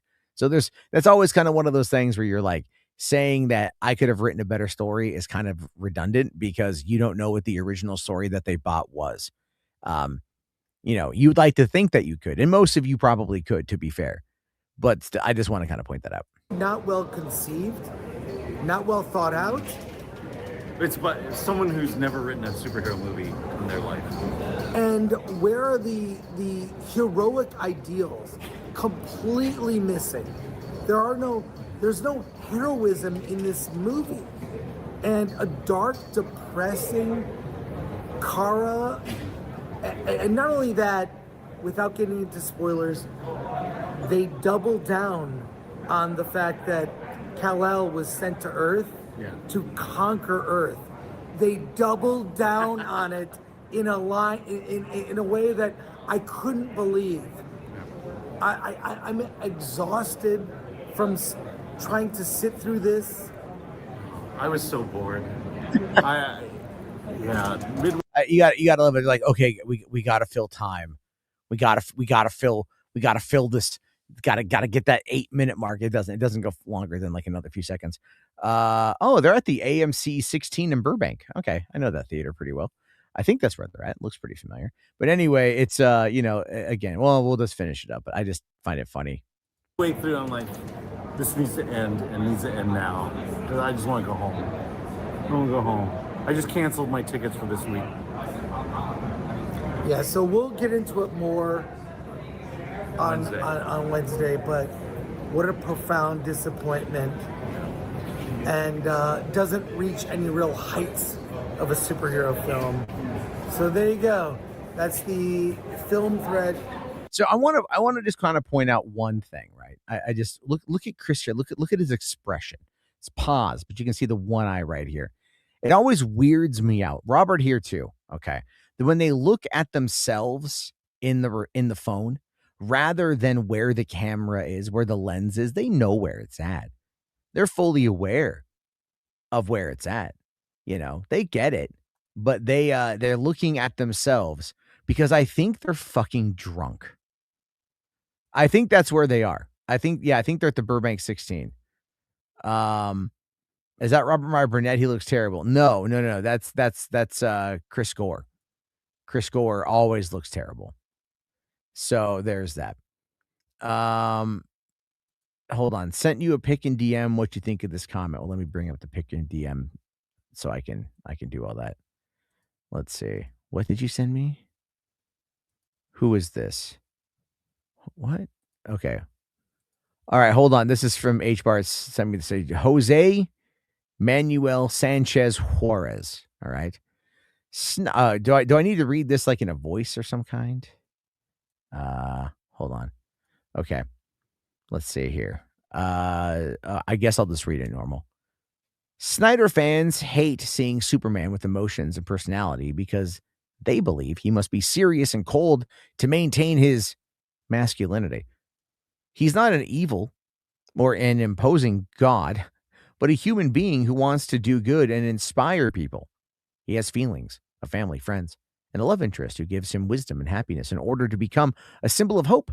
Snyder did a lot of damage to DC and to Superman by making everything realistic, dark, and serious. He just wanted to adapt another copy of Injustice. That's why this new Superman feels like a comic book brought to life. James Gunn embraced the Silver Age aesthetic with all the colors, the fantasy, the weirdness, and the surrealism in order to adapt Superman, as he's always been, without being ashamed of that. This is how DC must be. Well, here's the thing. He's not an evil or imposing god, but a human being. Well, I hate to break your bubble there. What's your name there? Jose. No, he's not a human being. He's an alien. Yeah, Cavill had feelings and they called him emo. That's right. That's why this is bullshit. What is his fucking image there? Hold on. Is his image there? It's Robert Pattinson's Batman. A Batman that like stylistically does not have any of the any emotion really. And what all that comment there is basically saying is that Batman is better. Well, I mean, Batman is better. Yeah, Batman's always been better. There's a reason why Batman makes more money. That's true. There's a reason why Batman makes more money than Superman. It is just the fundamental truth of all of this stuff. And it's just like people want realistic. People want dark and realistic. They want grounded and realistic, right? Like I understand. And maybe I'm wrong. Maybe I'm looking at it through a different lens. I'll fully admit. Okay, maybe like the Gen Xers, the millennials, the Zennials in between. Maybe we like the dark and cynical. Okay, maybe the Gen Zs, they want Hope Core. All right, maybe Project Hail Mary Hope Core. All right, maybe Superman 2025 Hope Core. All right. But my thing about that is like some of that stuff is, I think, a little bit it's unhealthy, I think. Right. There's because when you apply Hope Core to stuff and you remove any kind of like grounded criticism of this. Look at the people out there right now, especially on social media, fuck me, that are like, you can't criticize Superman 2025 at all. It doesn't matter how many times I say, I like the movie, I'm excited for more, I want to see what they're going to do with it. I have concerns And there are things that I have nitpicks on. Okay. And then I get told, no, you just hate it. You're just not a fan. You're just fucking whatever. And I'm like, but I can tell you what I like about it. I can tell you why I enjoy it, why I've watched it multiple times, what I want to see more of, but I have my complaints. No. You can't. No, you're clearly acting in bad faith. You're clearly a fake fan. You're clearly not a real DC fan. And I'm like, but when I'm not allowed to criticize something, then that inherently means that it's toxic positivity. And so when I say that, James Gunn's fans are extremely toxic in the positivity department, this is what I'm talking about. And there are countless, and I mean countless examples of this across social media. And I'm wondering if it has to do with the fact that the Gen Z people legitimately, for one, they don't like criticism. These are the gold, star kids. Everyone gets a participation trophy kids. That's who they are. Right. Thankfully, we're kind of moving away from that as a culture. But those kids, right? The younger, I'd say the 18 to 25 Gen Zers in many instances are those kind of kids. I'm not saying they're all like that age parts. All right. But there's a lot of them that are, Donovan. Okay. And those people, you can tell they don't know what criticism is like. They don't know what conflict is like. They don't know anything. But then at the same time, their entire upbringing has been met with like everything kind of like the rope being pulled up in front of them. They can't get ahead. Job prospects are shit. Homeowner prospects are shit. Romantic entanglements are shit, right? What's there? The internet, video games, social media, pornography. And I'm not even bashing pornography. I think everyone needs a fucking rub and a tug at least once a day, right? Fucking set you straight. You know what I mean? It's like, it's like a functioning alcoholic, right? You gotta, anyway, it's like, but a lot of those kids, I think they're stuck and they want a world that doesn't exist. And that's fine. That's fine. And if they're going to be the ones going to the theaters and spending the money for that, then that's what they're going to get, but my fear is that it's going to send the wrong message. Legitimately going to send the wrong message. But, again, anything could happen.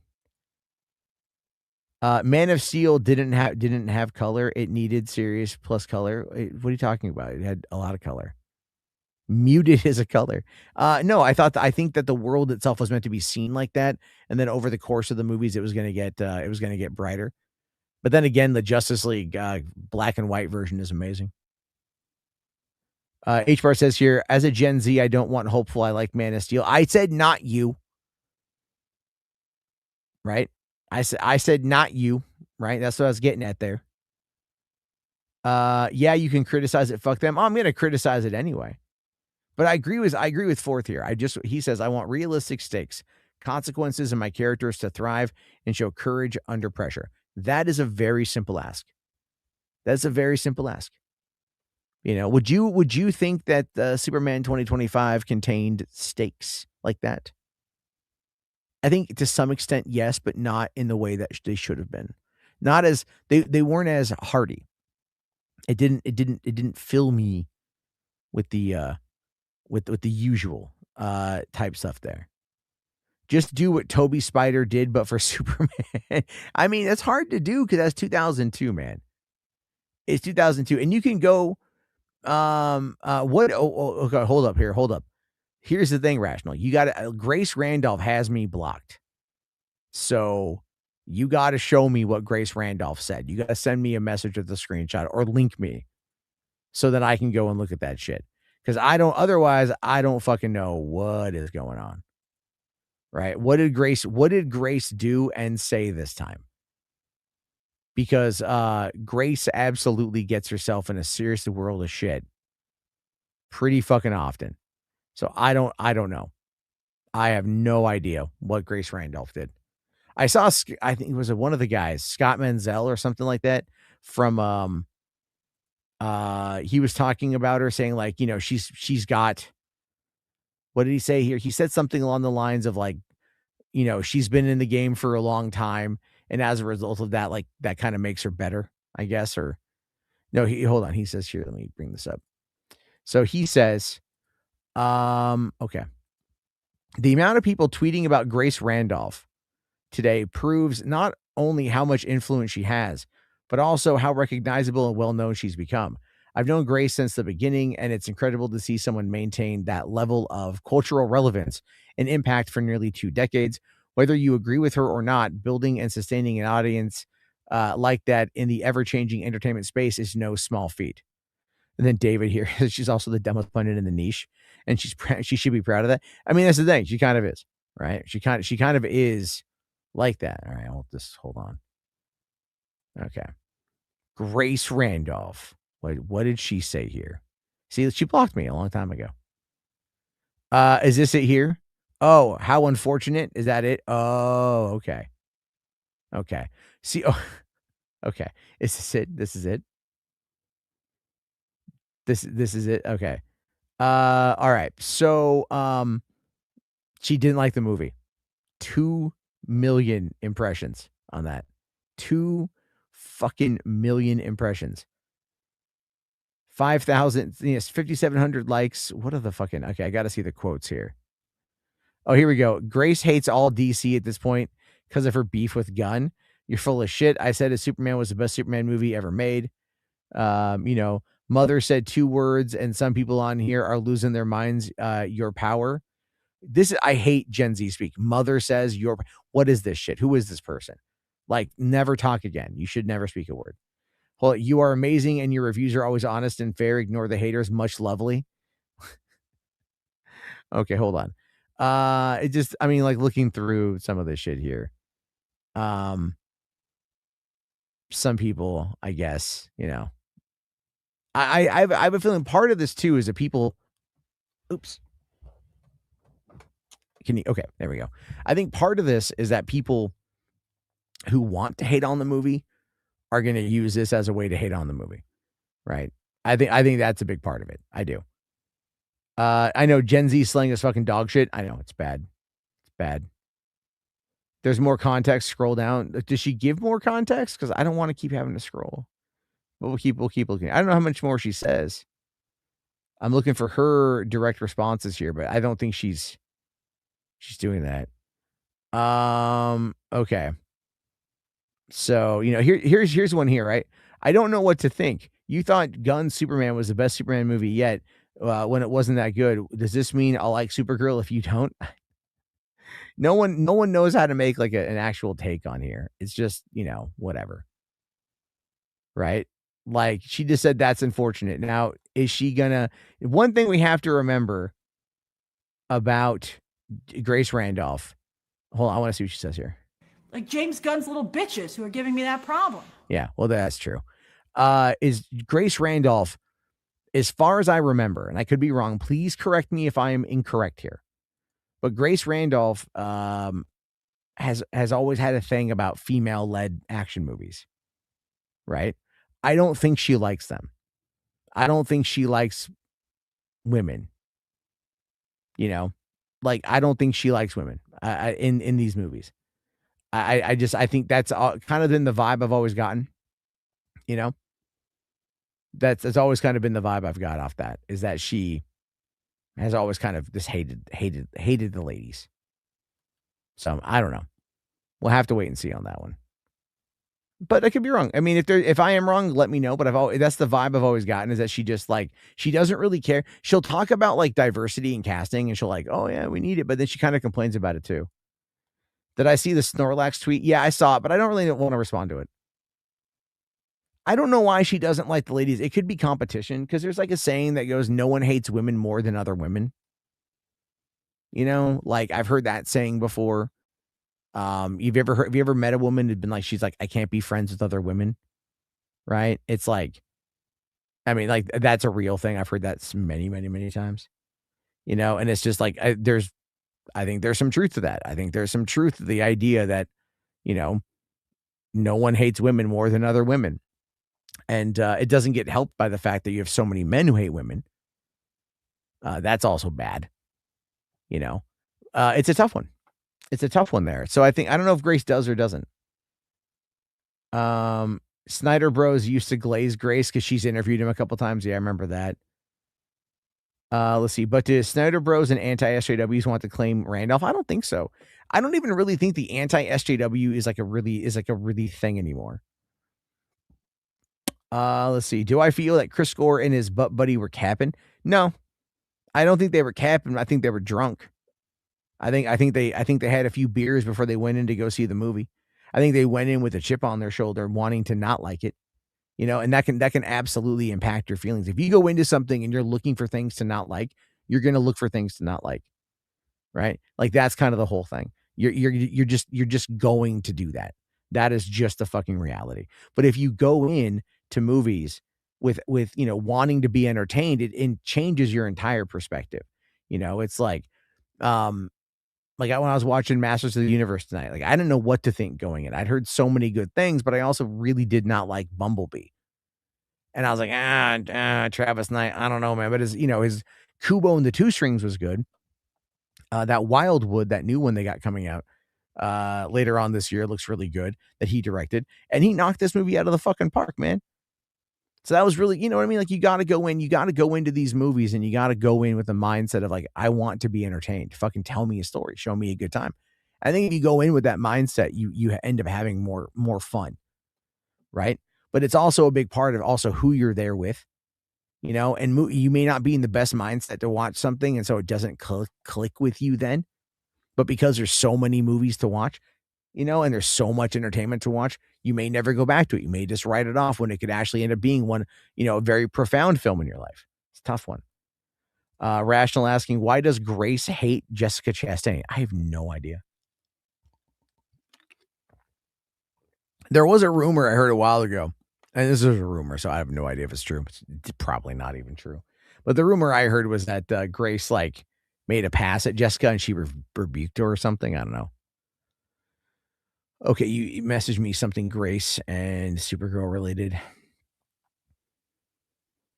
Oh wow. Wait, oh no. Okay. Here's the thing with that, right? Is okay, check this out, right? So this is what we're looking at here. So, all right. So Grace Randolph had said at the Supergirl screening, here we go. Oh, no, sorry. She's oh no, here we go. It's Absolute Joy, June 22nd. So today at 7:55 a.m. Joe Fanatic 23. Supergirl screening, here we go. Oh my God, I'm gonna get in so much trouble. Ha ha ha. Okay, and so then Grace at 2:40 p.m. takes the same image at 2:40 p.m. Now this is a screenshot. Okay, we have to go and look at the actual fucking post. All right. So the screenshot there, because we don't know if the time is going to line up. So let me hold on here. All right. Let me go and find that again. Okay. So this is Grace. Okay. Grace saw this. Okay. Check this out. So here's the thing, man. I'm going to disprove this right now. Okay. So here's the original post. All right. Absolute Joey says, this is at 9:33 a.m. June 22nd, 2026. Okay, so 9:33 a.m. my time. So this is like, East Coast, I don't really know. Okay. So so anyway, are you kidding me? Hold on. It's hold on. Oh, just kidding. This isn't even mine, it's Grace Randolph's. There we go. So he admitted that he stole the post. Okay. So I was going to show you that by looking at the timestamps, but he admitted that he stole the post. So there you go. There we go. Yeah. Okay. So it's a nothing burger. That is effectively a nothing burger. But it's again, that idea that it's projecting itself, like they're trying to do that by causing all of these problems. You know what I'm saying? By causing like all of these issues. That's what they are attempting to do, right? They're trying to poison the well. That Stepmas guy is a fucking huge Snyder nerd, right? Huge fucking Snyder guy. And so as a result of that, he is, and it is very much someone I wouldn't trust. I wouldn't trust that at all. So, there you go. And